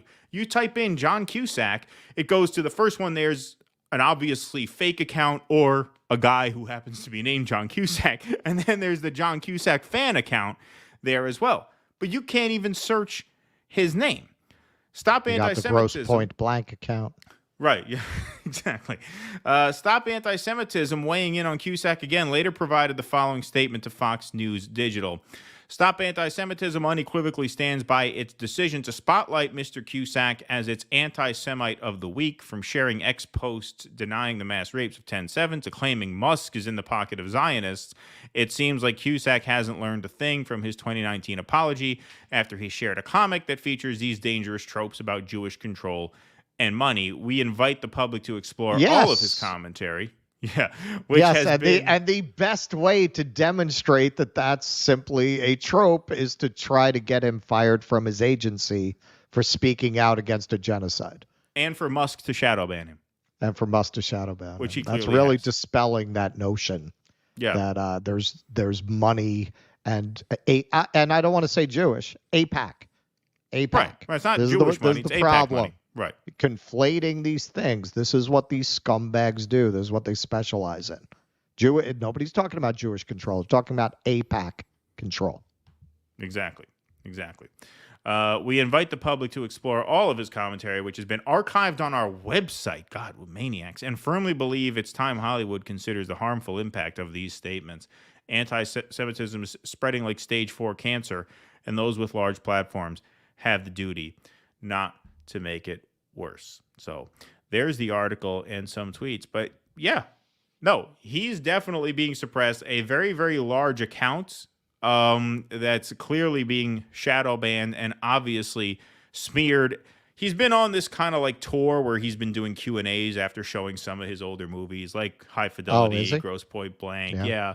And a few of those dates have been canceled. I don't know if it's in relation to these posts, but there doesn't seem to be much of an explanation for them. And so this is a guy who, like I said, at the end of the day, pretty reliable Democrat. But stepping out of line just a few inches on this Gaza issue. And look at this. Well, and we discussed this particularly when we showed Ryan Long's video where he was exploring. We did that both on our show, and we showed a little bit of that on Jimmy's show, where he's exploring how all of these actors are staying silent. And good on him for commenting on that, where he said, how can we stay silent? I think he's addressing that community that he's been a part of since he's a kid, and how none of them have the balls to say anything. Most of them won't even come out as Zionists. They don't want to take any backlash from any quarter. They don't want to offend anybody. So this tells you something. When these motherfuckers want to get up there with their ribbons and lecture you at the fucking award shows, this is who they actually are. They only want to do consequence-free virtue signaling. There are no consequences for going up in Hollywood, if that's the community you're a part of, if that's where the basis of your wealth and your fame, going up and arguing for the right to choose. That doesn't hurt you. Arguing for LGBTQ rights, that doesn't hurt you as a Hollywood actor. This, they don't know whether to shit or go blind. You know, if they come out for Israel, well, it does look like a genocide. That might not age well. And the internet is forever. So my sympathies are with the Palestinians. Well, still too many Jews running Hollywood. You know what? I'm just not going to say anything. And I think that's directly who he's talking to. He's talking to all these people in the industry who will not speak out for fear of professional repercussions. But when I see something like this, this is very dangerous, the way they try to go after the agencies that they work with, trying to go after their livelihood. They're trying to get them canceled, basically. We're going to do this on Jimmy tomorrow. Roger Waters' music publishing company just dropped him. I got to say, one of the most dishonest things I've ever seen. I'm a lifelong fan of Roger Waters. Seeing them trying to cast his anti-fascist stage act that he's been doing since 1980 as fascist is just one of the most disgusting pieces of propaganda I've ever seen. You know, because if you don't know anything, they're just going to show you a picture of him in a leather coat and go, anti-Semite Roger Waters. I mean, that's exactly the depth of the propaganda, and people who are, you know, inclined to believe that, they just go along with it without asking any questions. Really? Do you think this guy has been doing a pro-fascist act since 1980 without anyone saying anything about it until now? Really? It's just incredible the way they're able to twist these things. Well, in the Cusack example, in regards to the tweet that you mentioned, he went even further than that. And again, I wish I could, I wanted to put together a slideshow of some of his tweets, but you cannot find them because you cannot search his name. Right. Even when I put in an advanced search and I knew the phrase I was looking for, I search the phrase I'm looking for from the John Cusack handle, nothing. You can't search him. So you can't find these. Right. But he even said, hang on, I thought Elon was a champion of the First Amendment. Right. Well, yeah, exactly. He even said that he was afraid, that a lot of actors were afraid that they wouldn't get gigs anymore if they spoke out. He said, if you're silent on this because there's you're afraid, actually he actually tweeted that you're not going to get a job. Yeah, exactly. Right. He said that in as many words. Again, I wish I could prove that to you, but I can't because I can't find them. But yeah, and look, part of this is that he hasn't been hired in any big movies for a long time. Like for some reason, his career has not been, and maybe he just doesn't particularly want it anymore. But like I said, man, I think Cusack is a terrific actor, and he's got that star quality. He's very a cool likable guy. Yeah, He's likable. He's cool. That high fidelity performance is one of the best comedic male performances of all time. It's just I am a big fan of Gross Point Blank is probably my favorite John Cusack movie. Gross Point Blank is terrific, and that's more of your generation because it's a little earlier. But for me, High Fidelity was really great. The thing that was great about that is that they adapted it from London to Chicago, and it employed that really cool, because this is very rare in movies. It employed that second person point of view where he turns to the camera and talks to the audience like you're one of his buddies at the record store from time to time. Yeah, just super likable. And but he doesn't work much anymore. And like I said, you would think, is that because of his politics? Or is it just because he was a teen star and maybe he's too much associated with like to say anything and stuff like that? Who the hell knows? But no, it seems like because they've put him in some dramas, it's not like he can't do grown-up drama, and he still has that likability. He's got they're very different, but he's got that Tom Hanks quality where you could cast him as an arms dealer and he'd be likable. Right, exactly. No, he could. He's got range. He's got star power. He's got charisma. But just for some reason, that doesn't get much work anymore. Maybe that's why he feels like, fuck it, I'll just say what nobody else who has something to lose will say. Maybe made his money already. What the hell does he need them for? And as far as I know, he's not even like a Hollywood guy. Like I think he lives in Chicago full time. Does he? Yeah, he's pretty divorced from that system. He seems like that type. It would be kind of down to earth. Yeah, indeed. Dave Dillerai, thanks for the $20. But we just before we close it out, we got a platform. I want to find ways to strike back when they go on these cancel campaigns, like petitions, that kind of thing. I mean, it's something we really need to think about. Like anyone can start with what's the petition thing? Change.org. Change.org. Anybody can start one of those. We have to start striking back when they try to cancel people for speaking out. We have to put into these companies fear of backlash from the other direction. Right. Yeah, no, I mean, that makes sense. The Judge 51, thanks for the $5. You have to go to the Rumble website to Rumble rant. At least I have to. Fuck the 49ers. All right. Thank you, the Judge. So that you can't do it on the app. You have to do it from the website. Is that true? Let me see. No, I could do it from the app on Apple on my iPhone. Maybe on the Android. You can't. That's what somebody else was saying earlier. Scorpionic Sag, thanks for the $10. Hey, Keaton, check out the TV show Texas Country with Bob Phillips. He drives around meeting people and telling their stories. Has been on for 50 years. Oh, wow. Your talking in the car of New Hampshire reminded me. Wow. Yeah, that's a long career. Indeed. Oh, thank you. I will check that out. Kind of my style there.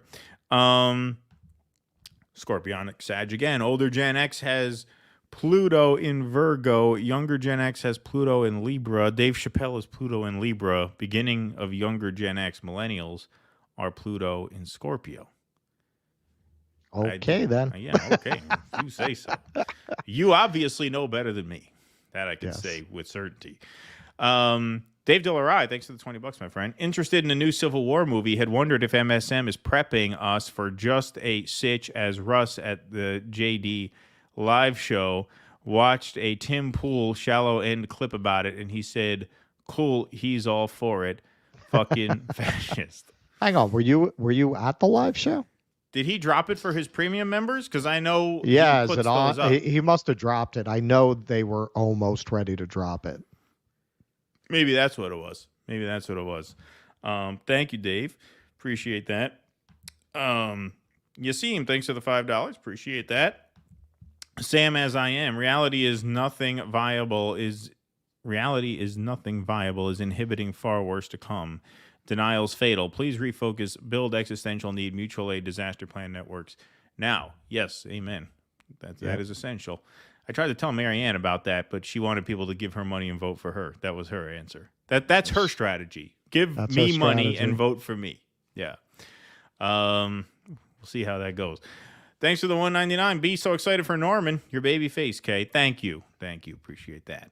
Kuznetsky Bassane says, another kick-ass show thanks to the Jewish guys. Thank you, Kuznetsky Bassane. Appreciate that very much. Okay. We will take some more in just a couple of minutes here, but why don't we go to a segment that we have been intending to do for a long time that kept getting bumped because it's not really a news piece, more of a think piece, I suppose. But this is one that caught Russell's eye, so go ahead. This is a piece we have labeled in our files as Jew-libs. So I wanted to do this because, okay, as it turns out, I don't think that I've been misquoting it to Ilan Pape. It's somebody else who said there's no such thing as a liberal Israeli because at best they don't believe in the right of return because you almost can't and still believe in the Israeli state's core premise of being a Jewish state. So this article really demonstrates what he was saying, that really, all Israelis in the end, liberalism is defined by thinking that you shouldn't murder the Palestinians quite so much. Right. You shouldn't abuse them quite so badly. That's what passes for liberal. Basically, can't there just be a peaceful status quo? Status quo meaning occupation, persecution, brutal policing, constant surveillance. Like, as long as that occurs on a line like this without all this chaos, we can settle for that, can we not? Imprison the cat, but don't declaw it. Right, exactly, yeah.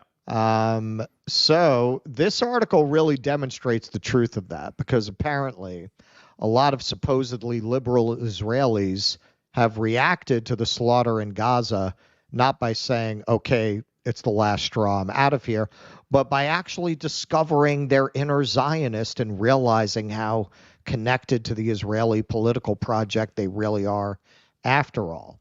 So this is from the Washington Post. They were ready to give up on Israel. Now they're all in. Tel Aviv. Last summer, the Shapiros gave Israel a deadline. If the right-wing government continued its push to take power from the courts, a campaign that the couple believed put democracy, women's rights, and LGBTQ plus IA LMNOP progress in jeopardy, they would leave. We said, let's give it 6 months, recalled Hannah Shapiro, a 35-year-old graphic designer.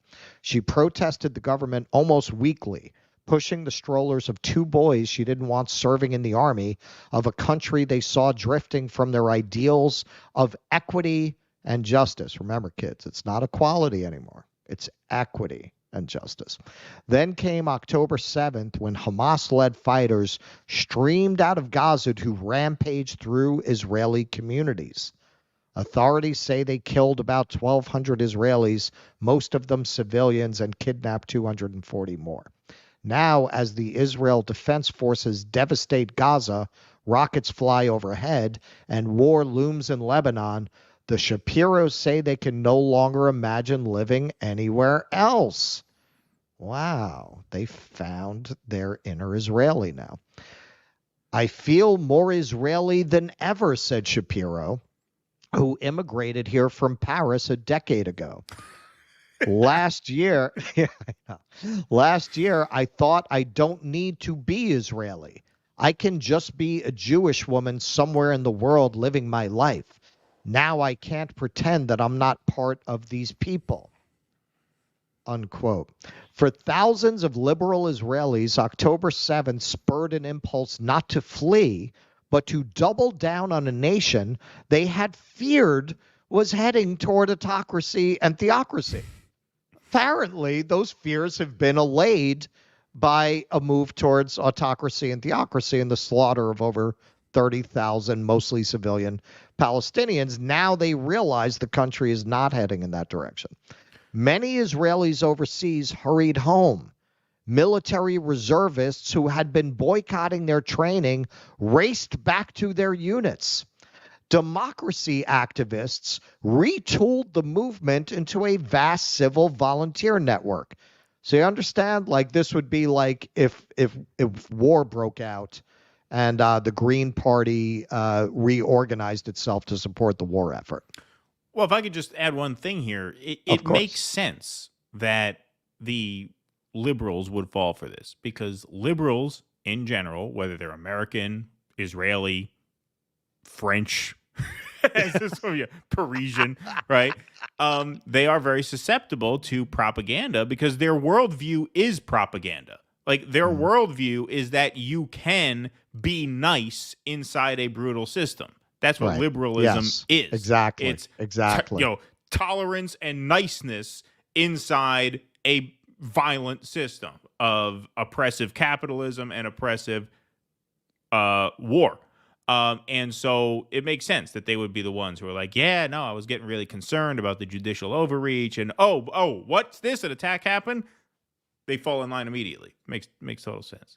Well, I was actually debating a Zionist from India today who's living in America. And he kept falling back on, I think he's gay, he kept falling back on the LGBTQ. I've been to Israel. I feel comfortable there. I said, well, this is imperialist logic through the ages, because he wasn't denying that there's this slaughter, genocide going on. I said that, this is liberal class thinking. It doesn't matter what is done to other people as long as you are provided with a socially liberal society and cheap gas. Right. Then the rest of them, it's very easy, especially with the history in India. There are a lot of very strong Zionist sentiment in India because of the history with Muslims. They have their own issues with their own Muslim community. So a lot of Indians, not all, of course, but a lot do align with Zionism. And, all the Juliana Margulies stuff. Do you know what they do to LGBTQ people? You know what, man? I keep hearing this about the Muslim world. And I'm not saying it's completely untrue in every place, but they're not all one country, Like, I'm not aware. They tell these stories. They're throwing them off buildings. If they had any evidence of that in Gaza, I'm sure they would have produced it by now.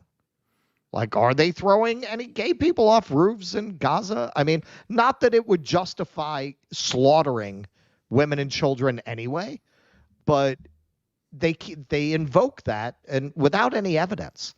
Well, now it's not happening because you know what you need to throw someone off a building? Buildings. You need a building. That's right. You need a building. Yeah, they took care of that problem. I guess now I see the point. I guess now I see their point. They got rid of the building, so they can't throw any more gay people off them. Right. Some of the progressive, secular, cosmopolitan Israelis who agonized over a political arena that ranged from right to far right are now describing themselves for the first time as Zionists, centering the country's founding role as a global haven for Jews rather than its current positioning as a creative, high-tech hub. Now, okay, this is going to get better. But I got to say, are there Jews anywhere in the world who feel safer in Israel than, say, in New York? Oh, yeah, no, I feel much safer in the place where on any given day they could blow up the movie theater I'm in. Yeah, that needs that's where I an feel iron safe. dome around it. That right? needs that's clearly a refuge for our people. That's why I didn't do the birthright. I was too young to really understand the politics of Israel when they offered me the birthright trip. It wasn't like a political protest that I didn't do it. It's that I didn't want to get fucking killed. That's why I didn't go. Right. Who thinks of it as a refuge? Yeah, exactly. Yeah. All right. So Jewish people, this one.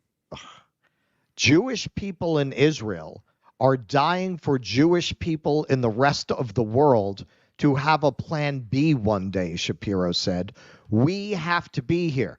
Okay, idiot. As you all are always pointing out, Israel is a tiny country, right? It's this tiny country surrounded by enemies. If the global situation were to become so anti-Semitic that Jewish people had to go there, what the fuck are you going to do to protect anybody who goes there. Because a situation like that would assume that the Western world has become so anti-Semitic that Jews can't live in it anymore. And you're being propped up by the Western world. So what's the logic here? How on earth does this need to be there to be a refuge for the Jewish people? It makes absolutely no sense on the face of it. Exactly. After a year in which leaders warned of civil war, Israelis across the political spectrum have quickly unified around an external enemy. 2/3 of Israelis back the military goal of eliminating Hamas, polls show. That support has barely wavered in the face of growing international condemnation, much of it from the left, of the deaths of more than 25,000 people. That's over 30,000 now. In Gaza, in Israel's war on Hamas, most of them civilians, according to the Gaza Health Ministry. Support for the war isn't unanimous. Some 2,000 Palestinian and Jewish citizens of Israel marched through Tel Aviv last week to demand an end to the fighting, a typical sign, quote, only peace will bring security, unquote. Speakers included 3 survivors of October 7th, so good on them. Paradoxically, in a time of war and danger, many liberals now report feeling better about Israel, at least for now. The percentage of left-wing Israelis who feel optimistic about the future nearly doubled in the weeks after October 7th, from 21 to 41%, according to the Israel Democracy Institute. I'm going to chalk that up to this kind of war madness you always have around a war. They became Jews overnight, said Eva Ilus, a professor of sociology at the Hebrew University of Jerusalem. Suddenly they get it. They feel themselves the object of world hatred. And so why is that exactly? Why do they feel themselves the object of world hatred? Is it because they're Jewish, or is it because they're committing a genocide? Because I don't see people running around. And sure, you have your anti-Semites, but I'm not seeing a lot of rhetoric around this that is directed at Jews, right? I don't see them storming Cantor's Deli out here. No, that almost all of it, and we've seen this when we've seen footage of protests, when you went out and documented a protest, when I went out and documented a protest. Generally, the activists around this issue are very conscious not to come off as anti-Semitic because they know that they're going to be portrayed that way. Yes, and the people who are inclined to be anti-Semitic don't really give a shit about the genocide in Gaza, frankly. Right, exactly. Yeah. Each of the liberal Israelis interviewed for this article said they deplored the killing of so many Palestinian civilians. Oh, that's good of you. Each said they still supported the goal of an independent Palestinian state if it can exist without threatening Israeli lives, a view that 3/4 of left-leaning Israelis continue to share. But all said that they could not think of an alternative to all-out war against militants who have embedded themselves in the civilian population and pledged to attack again. Quote, I think the massacre of October 7th has created a very simple mentality. It's either them or us, Ilus said. Okay. So those are your liberal Israelis. So I think if you look at this, what I come away with, and we're on the East Berlin side of the wall, so I'll be careful how I say this. Israel is not redeemable. There is no population within Israel, or certainly not a large enough one, to swing its politics in anything like a direction which delivers peace for the Palestinian people. As I was talking to somebody about this a couple of days ago, and they asked me, well, they were laying out the 2-state solution, and I said, even if you believe in a 2-state solution, Israel has made it very clear they will never allow the Palestinians to have a state. They will not allow it. As long as Israel exists in its current form, that it's a wasted discussion. The Israeli government will indulge that discussion as a distraction, but they're never going to allow it. So ultimately, the only solution, if you want to see the Palestinian people not living like animals in a concentration camp, is the UN resolution right to return. You let these people, as the UN has declared they have the legal right to do, you let them return to their homes, and you have a one-state solution where everyone has a vote. And that is the end of apartheid. And no, it will no longer be a Jewish state.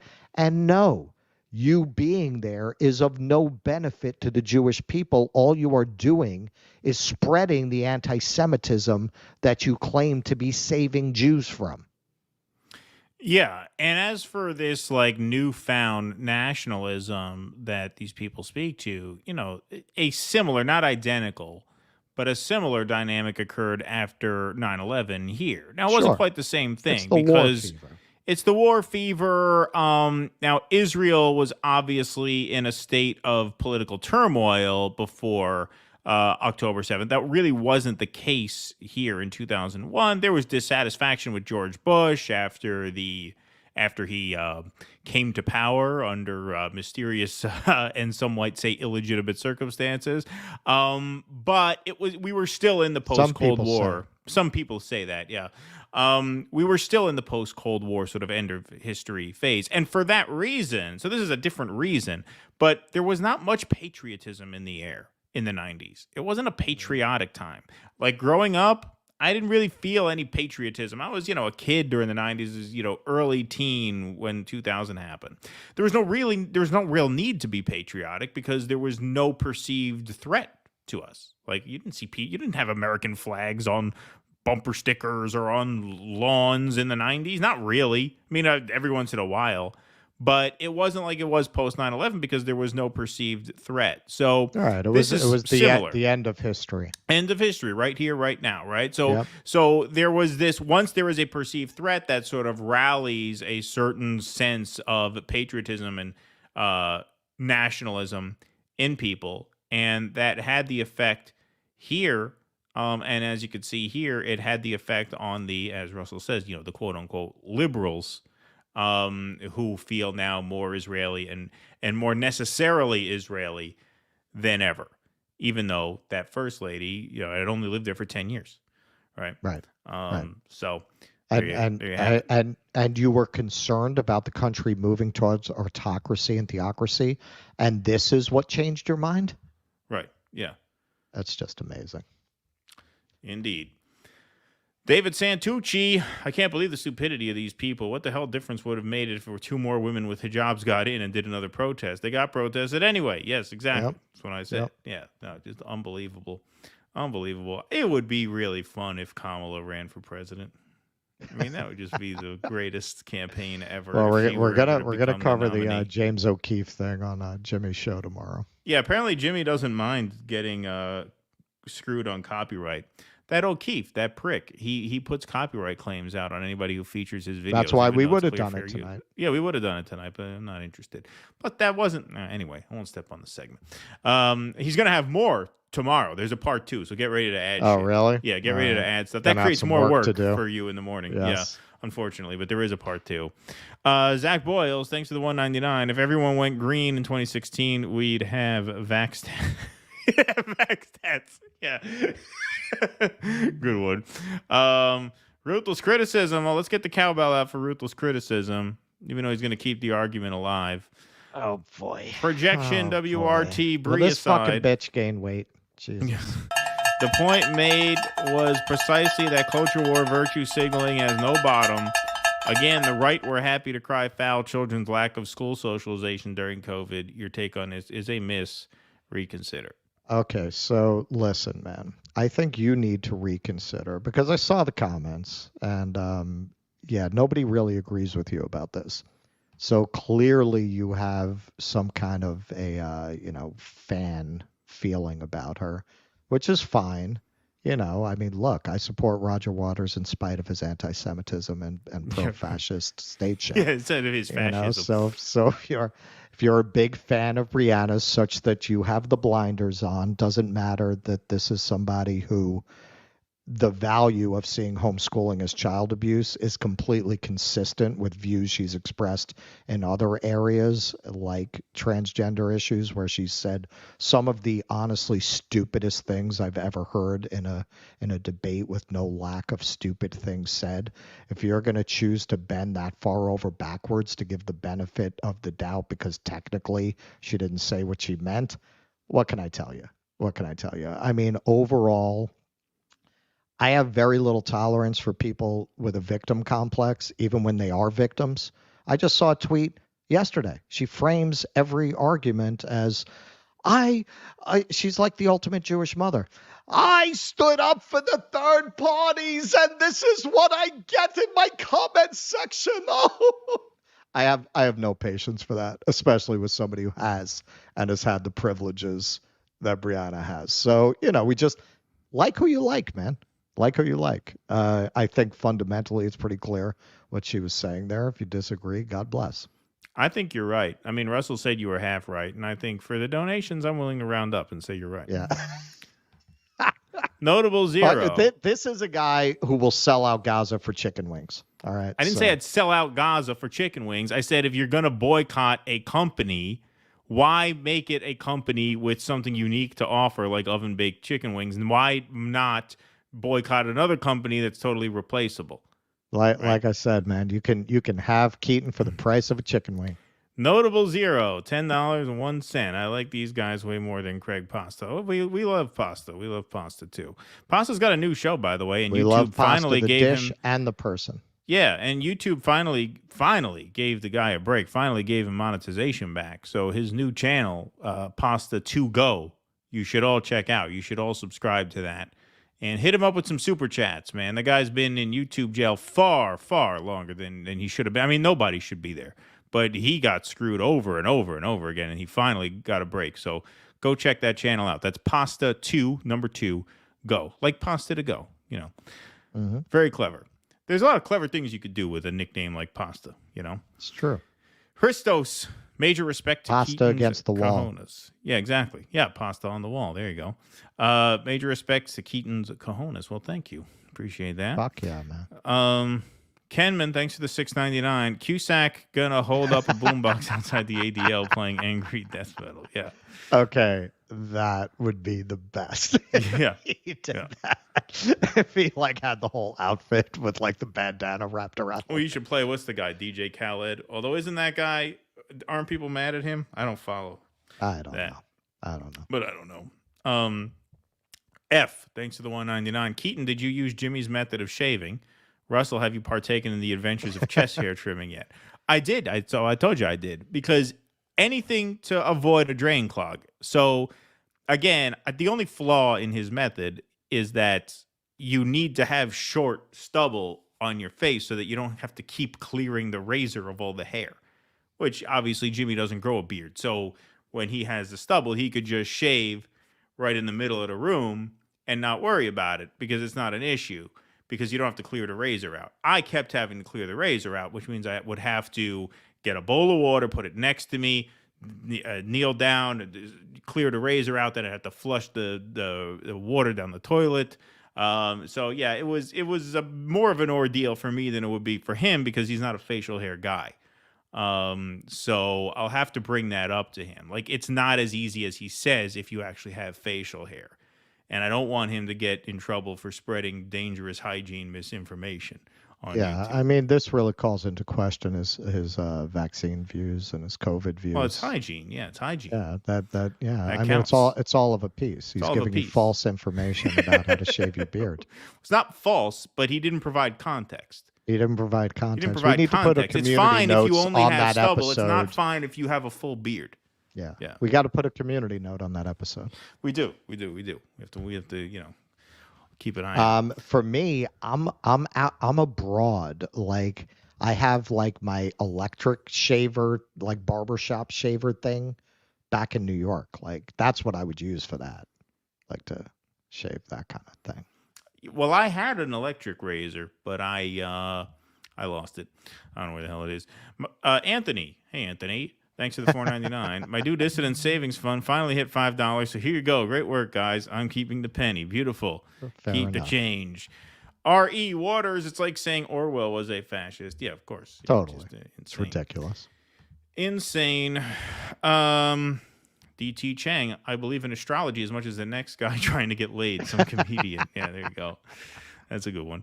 The Judge, 51. Greenwald had a great segment about the border tonight. Texit. Let's fucking go. Texit. I like that. Texit. That's a good one.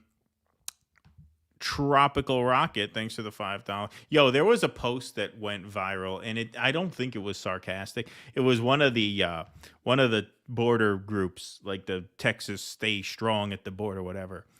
And one of the posts seemed to be an honest question. Like, if we secede, do we still get Social Security benefits? Like, so worried about that. Valid concern. Tropical Rocket, thanks for the $5. Black lights and lava lamps should come back. Yeah, I had a lava lamp as a kid. I know they were big. And I had one at one point, and then it broke. Yeah, I had a couple lava lamps, actually. Those are cool. Nocturnal Human, they trip gay people over rubble. Yes, now that's the new strategy.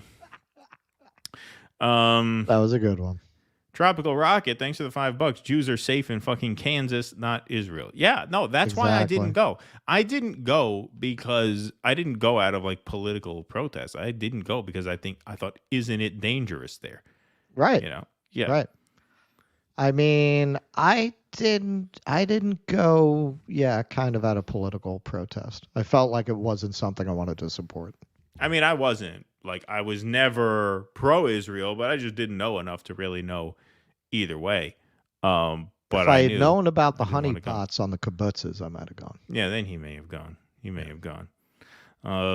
See, now let me know in the chat who's more moral. If he would sell out for a honey pot and a kibbutz, and I would sell out for a chicken wing, I think a chicken wing is more benign. But no, I wouldn't sell out. I'd fucking, I'd leave them with a few bastardesses. Be like, I think we're gonna become a Muslim later. Yeah, right. Yeah, exactly. John Q. Oops, sorry. What did I do? Have you guys followed the Santos district race? No. You're on Long Island, aren't you? I haven't followed that. Maybe we will. That's the kind of story we might follow when we have to fill a fourth show every week. But I have not been following it. Cool Blue. John Cusack was superb in Say Anything and The Grifters. The Grifters was actually an excellent movie. I love The Grifters. Yeah. He was great in that. Yep. 1990 Oscar noms for the leading ladies, Angelica Houston and Annette Bening. Yeah, The Grifters is a great movie. And you know what movie was actually really fun that he did? It was a stupid little genre movie, but that movie Identity, the horror film at the hotel, that was actually quite good. I like that a lot. Oh, I saw that. Yeah, that was. And he was actually pretty good in that 1408, the Stephen King adaptation. He was good in that too. That was a fun one. I'm just gonna say, it may be kibbutzim there. We're in America, biatch. Yeah, we always say say kibbutzes. Everybody says kibbutz here. Jerry Seinfeld, even Mike Bloomberg calls it a kibbutz here. Well, no, the plural is kibbutzim. Oh, you're talking about that? Oh, okay. Yeah, to pluralize it. Because I said okay. I didn't catch what you said. Oh, you said kibbutzes. Oh, okay. Yeah. All right. I didn't catch that. Joan Cusack played a really believable person who might F Jack Black. What was that? I like her too. I like her too. She's also got a nice quality. Yes. Yeah, she is good too. What did she play? She played his real life sister. She played his sister in one of the movies too. I think it was. She did, and she played his assistant in Grosse Pointe Blank. That's right. Sparky says, denazify Israel. Thank you, Sparky. Where you been, Sparky? I haven't seen you here. David Brbazik, thanks for the $10. Conservatives like me are drawn to the both of you because we remember what real liberals were like. Well, thank you, Dave. I like your cat. I take that as a high compliment. Take it as a high compliment. Divergent Politics. This is Laura Hodge, our old friend Laura Hodge, hopping on to say hi from Times Square. She's in New York right now. Yep. Hope the trip's going well, Laura. Check out Laura's channel too, Divergent Politics. I think she just launched it. Yeah, get to Bleecker Street Pizza. Get that Nona slice. There you go.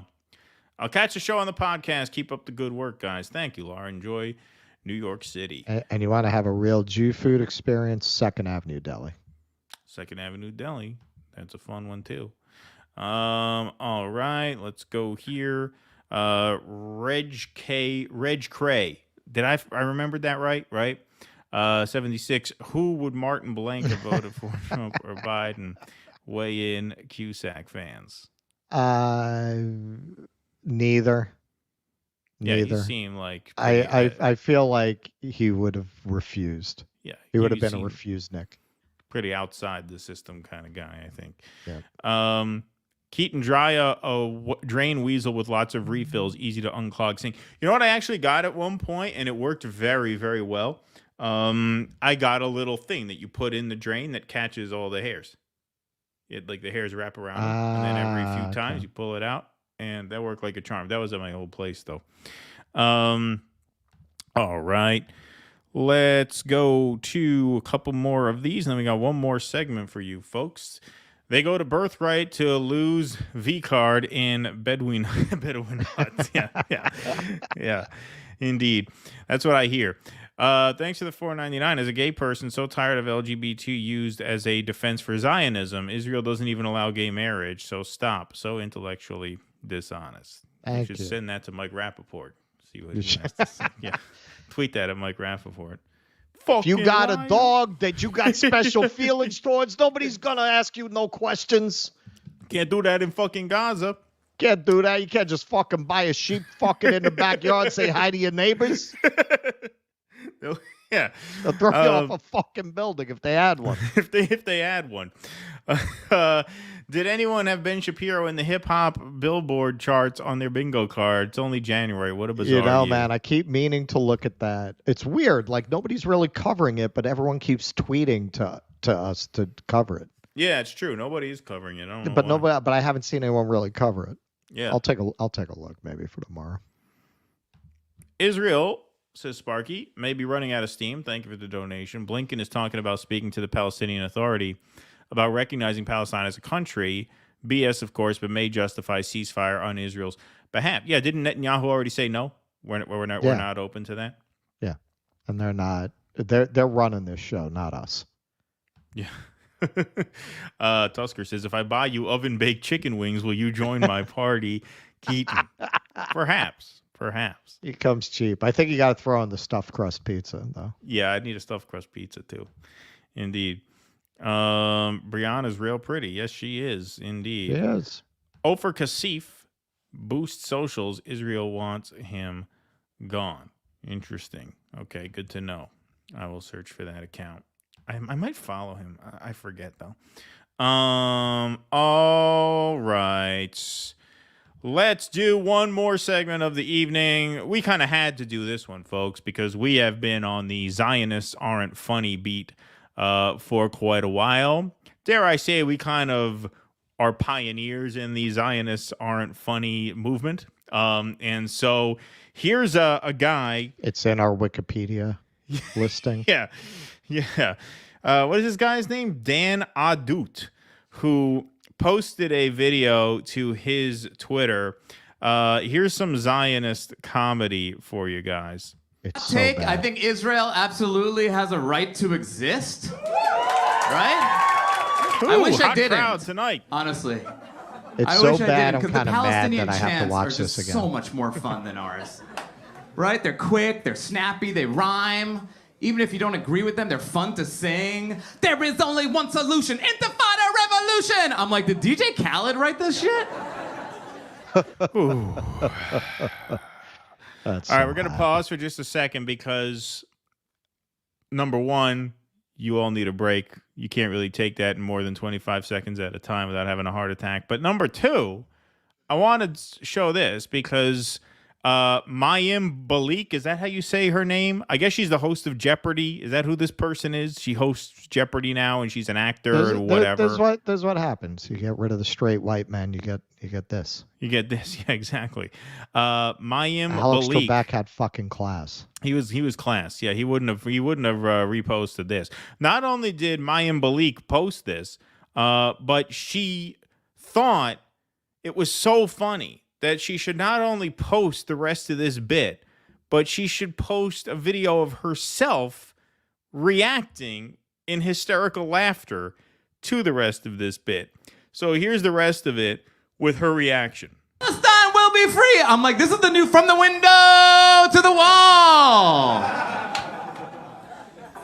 Yeah, it's a little genocidal, but the beat slaps. You listen to ours, they're awful. Because Jews like to convince you with a bunch of facts and minutia, rather than just sticking to a catchy tune, right? They're like, okay, guys, we're gonna do one of those chants, okay? It goes, when I say X, you say Y. X, Y, X, Y. Okay, here we go.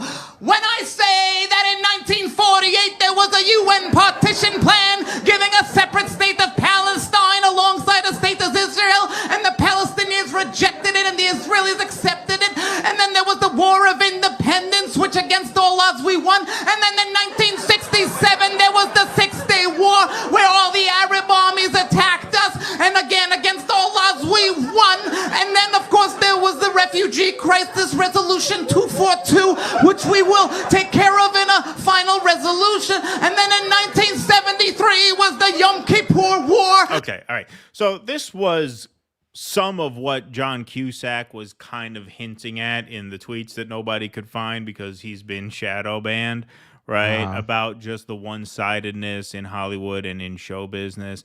That you would feel so confident, right, as a show business person, as the host of like a game show, like a fairly mainstream figure, you would feel confident enough to post a video of you laughing hysterically at the history of this genocidal terror state that is now slaughtering people en masse. You really think this is funny? Like, it's funny? Right. You feel comfortable laughing at this? Even if the comedy was mechanically good. And by mechanically, I mean, like, if it had the proper setup, punchline, structure, if it was clever. Like, I always thought Dennis Miller was a clever comic. Talent. Wasn't my thing, but it was at least there was some form there, right? Mm-hmm. There was some craft at work. Craft. I never thought he was particularly funny, but I could see how some people might. No, just absolute garbage. But even if it was, even if there was some craft at work, you really feel comfortable filming yourself laughing at this right now? Right. Right. That should be career ending in a sane world. Because let's say you buy into the whole Zionist project. Over 30,000 people have been killed, most of them women and children. There's nothing funny about it. Even if you feel Israel's defending itself, whatever, to laugh about it in the face of what's happening to these people, even if you are warped enough to feel it's a necessary evil, what Israel is doing right now. What's funny about it? Yeah, yeah. Where Egypt and all the other armies attacked, and again we won, but we had to give the Sinai Peninsula back to the Egyptians in return for peace. And then in the 90s were the Oslo Accords with Bill Clinton, which was only returned with the Intifada. And then in 2005 we gave Gaza back to the Palestinians and Hamas took over. And then Waze is an application that we all use to get us from one place to the other a little bit faster, right? But let's be honest, sometimes they make me turn left in front of 3 lanes of oncoming traffic, and I don't want to do that. So I guess what I'm saying is that every country has their problems. You say, yeah! West Side, of course. To explain it. So, this is New York, I'm assuming? Maybe. West Side, I can't think of another city that has a... Well, I'm thinking of who has a West Side with an audience like this. Right. So my conclusion is the Upper West Side of Manhattan. Could be. But yeah, what a fucking disgusting asshole. See, this is what I'm talking about. We need to use this platform not just to make fun of Breonna Joy Gray. I know that was the original mission statement, but we need to start doing petitions. Like, if she's hosting Jeopardy, we should start a petition to get her taken off Jeopardy or to boycott Jeopardy until she's removed as the host. Like, we need to strike back They want to cancel John Cusack. We need to start canceling people like this. Yeah, we need to start making the companies they work for suffer financial consequences for employing these people. Well, because they can't divorce themselves from the idea that they are the victims and the underdogs. Yep. That's why this is like funny to them. Yep.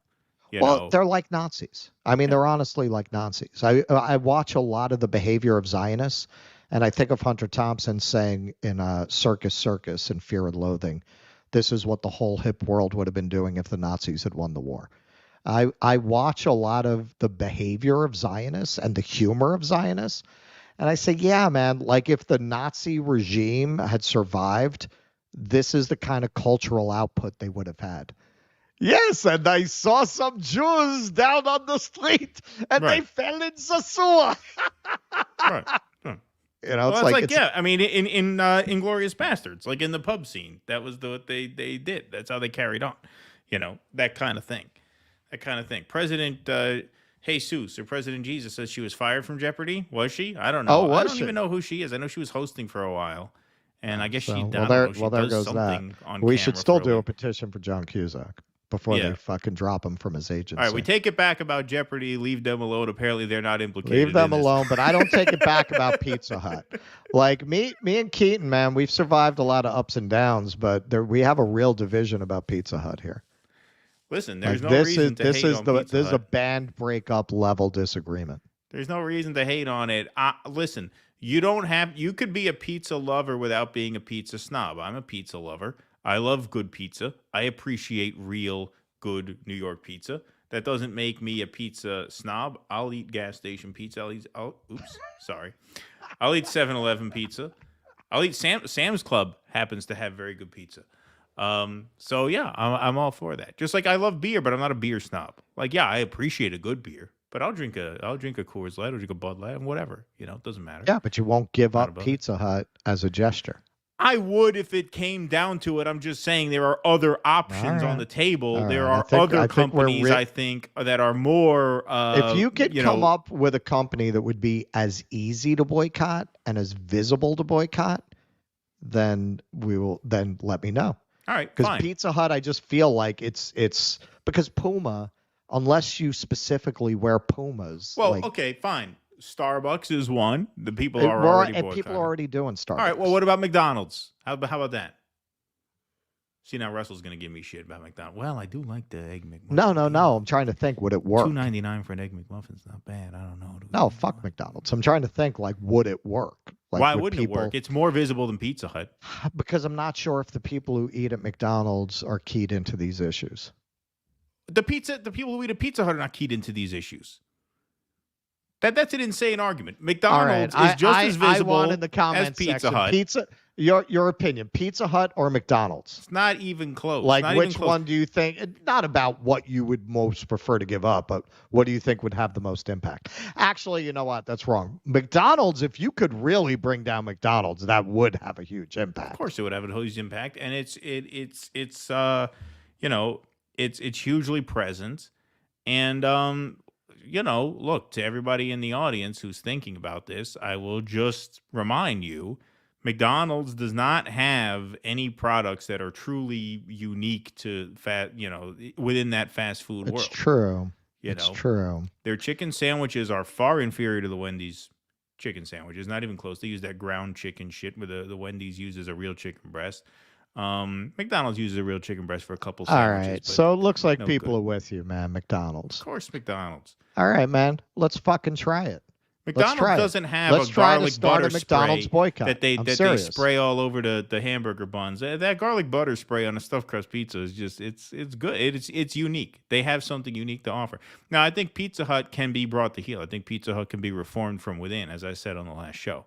Right? I'm not saying that Pizza Hut shouldn't change their ways, but I'm saying I think Pizza Hut is redeemable in a way that McDonald's really isn't. McDonald's you can get just as good a deal, just as good an offer. McDonald's has the $5 fan deal. Wendy's has the 5 for $5.55. It's the same thing. Well, it's true, and it's Wendy's is a lot better. And it is a lot better. It's way better. It's way better. All right. There you go. Beautiful. We'll launch that. We'll launch that. I'll have to run it past the man, but we should launch that on JD. Yeah, yeah. It's gonna take a lot more. It's gonna take a lot more than even the JD show to make McDonald's. You know these shareholders, man. You cost them fucking 5% in sales. That'll be a 20% stock drop. Yeah, that's true. That's true. Have you guys the My Way by Al Ben Shapiro? Have you heard the My Way by Al Ben Shapiro? I'm gonna check it out. Maybe we'll cover it tomorrow. I saw like a 30-second sample of it on Twitter, and that's it. Apparently, it's like topping the charts. Yeah, and apparently it's real. Like, I didn't even know it was real when I first saw it. I thought it may have been a parody or whatever, but apparently not. Jenna Tills, I shave every month except for Jelina and September. There you go. Good. Thank you for that. Dave Morrison, show care. Here we go. Russ, I used to think that AOC was not a PSYOP until I found out that she, A, worked for Ted Kennedy, and B, owned her own tech startup. Further debate on AOC being a PSYOP. Okay, the continue. A, I know about. The B, I've never heard. And, I mean, what does that mean? Like, any fucking schmuck with a phone can say they have a tech startup. Like, what does that mean? I would need to know more details. Look, I'll always change my mind in the face of evidence. You need to give me evidence. Yeah. Tropical Rocket, thanks to the $5. Jews are like America. Just be a normal person. Just be a normal country. Well, that's it. That's it. Like, nobody like. Well, there can't be a normal country and a Jewish country. Well, that's what John Kerry said. John Kerry said they could either be a Jewish state or a democratic state. They can't be both. Those are his words. Dave, again, thanks for the $2. I first came aware of Trump in '94 when him and one of his wife did the Pizza Hut crust first ads. That's right. Sidebar, I almost thought Trump was Jewish until 2015. Yeah, no, he's quite the wasp. Yes, no. He's not one of the tribe. Not one of ours. But you're right. He did do those Pizza Hut ads very famously. Darwin is right. Thanks to the $5. Brianna's freaking smoking hot, red dress, red lipstick. She could say whatever the hell she wants. There you go. That's my point. Beautiful. Henry DeShazo, thanks to the $10. Been wondering about Pasta lately. Glad he's monetized. Not my favorite guest host, but so what? After 10-7, he presented so much valuable context, and he had a series of guests that really educated me. His Norm interview was phenomenal. He's a serious guy, man. He's a serious guy. Indeed. And his interview with Norm, he knows a lot, and he's as the a guest very host, passionate activist. Well, he is, yeah. But his interview with Finkelstein was great on that show. It was really, really good. And he had us on the Jimmy Dore show. I think we were on the 13th. We were on like less than a week after October 7th. And so, good man for sure. And yeah, go check out his channel for sure. Darwin is right. There we go. Done. I can afford both. See you in the cadre party. School soon. There you go. Nice. You might be able to find a coupon too. Sometime they do a pie and wing deal. I'm going to start shit with ruthless criticism. The reason I was able to pull up that clip like that was because I called Moneypenny. Right.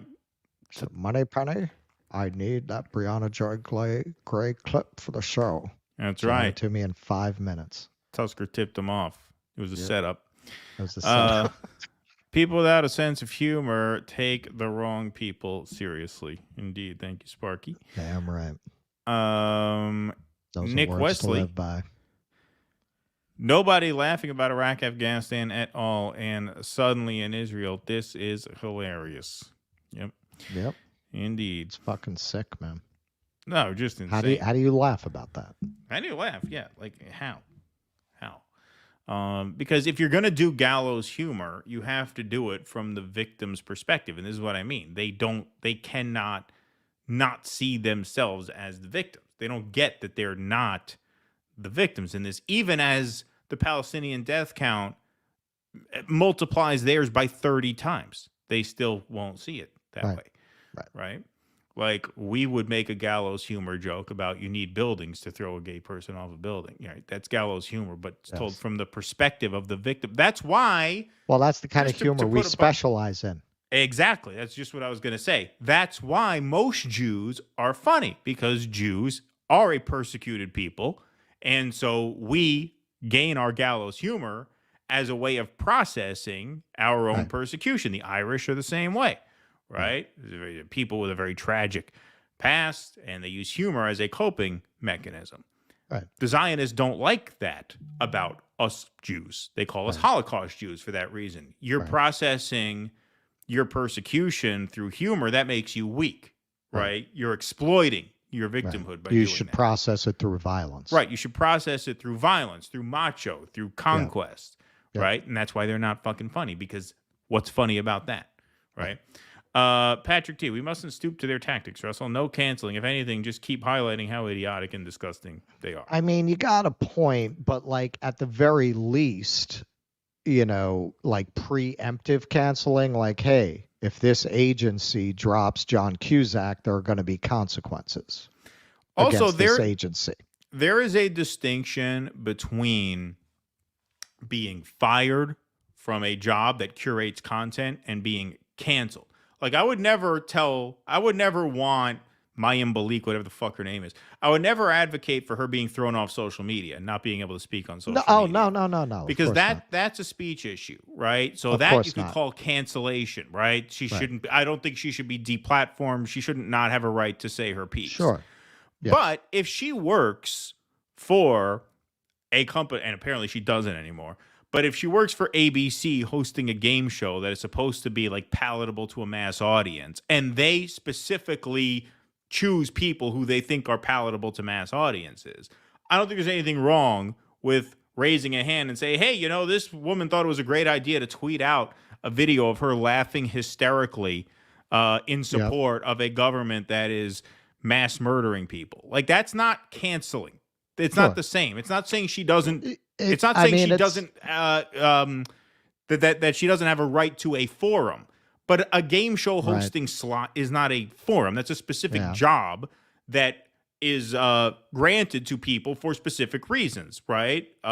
Just like when that guy, like a perfect example of this, when that video "Try That in a Small Town" came out, right? Yeah, it was the guy who this like fascist video, but you know, he filmed it. You know, it was all about how, you know, basically mob law is the law in our small town here, and don't come around here committing your crimes because we'll take matters into our own hands. And the guy filmed it at a courthouse that was famous for a historic lynching and stuff like that. Pretty obvious racist undertones in that video. I don't think that video should be taken off social media. Like, YouTube shouldn't ban that video. But the fact that Country Music Television said, we're not interested in showing this video, that's totally valid. That's not canceling. Country Music TV curates a selection of songs and videos that they feel represents them. And if they don't think that this video represents them, them choosing not to highlight that does not constitute canceling of the artist. Now, if you start taking that video off of Facebook, off of Twitter, off of Instagram, off of YouTube, that's canceling. That's a different. Right. Yep. I agree. Like, look, what do you, I understand, like, because of the social media world, that's something new. But boycotting, like, hey, we're going to boycott this show because of this, that's old. Like, that's an old process of protest. Like, that's not that's not crossing a new line. Right. Right. Indeed. We mustn't stop. Stoop to the I got that one already. Sorry. Tusker, thanks for that. Guys, organize weapons manufacturers, transportation, and shipping if you want to boycott foreign policy. Yeah, there you go. Indeed.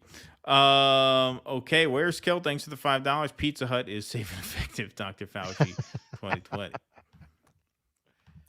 Dave Dillerai, thanks for the $20. Censored News posted a rebuttal to Milan Balik or whoever, yeah. Like that or whoever. I never get her name right. I don't care. Saying, actually, this is what you were laughing at, showing a bunch of horrors of the Gaza genocide and destruction of the past 117 days. Zionists need mental health. What a fucking disgusting excuse for a person. Jonathan Achilles, Italians rallied en masse to Mussolini when they were facing international condemnation for their invasion of Ethiopia. Thank you, Jonathan. He had a good chin. Did have a good chin. Just in time, back to YouTube, I see. Thank you for the $5. I'm seeing some liberal Z's here in Cusack's hometown on Saturday. You have given me some great material. Thanks. All right. You're gonna be You're in Chicago. Beautiful. Notable zero. I should never be behind a family of four at the fast food place, and you're holding up a trucker, probably UPOS. Be home with family. Thank you, Notable Zero. Henry DeShazo, thanks for the $5. I don't have the bandwidth to convince or argue with Zionists anymore. Boycott them, their advertisers. Hit them in the wallet. YouTube blocks the word. Interesting. Thoughts of inviting Bree on DD. Yeah. We have, insofar as we were able to find any avenues to do that. She's not coming on our show. She doesn't. It's not just our show. When do you see her on shows like ours? Like, it's happened a couple times, but generally she doesn't do shows like this. What happened here? Sorry. Okay, that's everything for Rumble Rants. That's our show. Thank you guys very much for being here tonight. We appreciate you all very much. We had a great crowd tonight on YouTube and on Rumble. That's what we love to see. Please hit that like button. Please hit that subscribe button. Hit that follow button over on Rumble. Once again, folks, last call to appear in the credits of the Jose Vega documentary, which is premiering this Sunday. You can go to patreon.com/DoDissidents, DoDissidents.substack.com, or DoDissidents.locals.com. There are still over 1,200 of you folks watching on Rumble, so you can hit that join button under the screen and make that happen. Not comfortable for someone to lose their job over a viewpoint they made outside of a work setting. Yeah, I mean, that's fair enough. I mean, I hear you. I speak a lot on these kinds of issues. So I'm sympathetic to that, but I don't know, man. I mean, say you worked in apartheid South Africa, but you did your apartheid at home. Would you not want the person pulled out of their job? You know, it gets very tricky. I think we all agree people should not be taken off social media or deplatformed.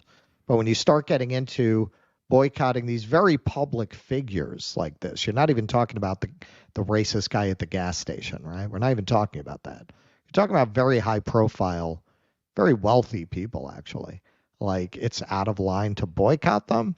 I don't think so.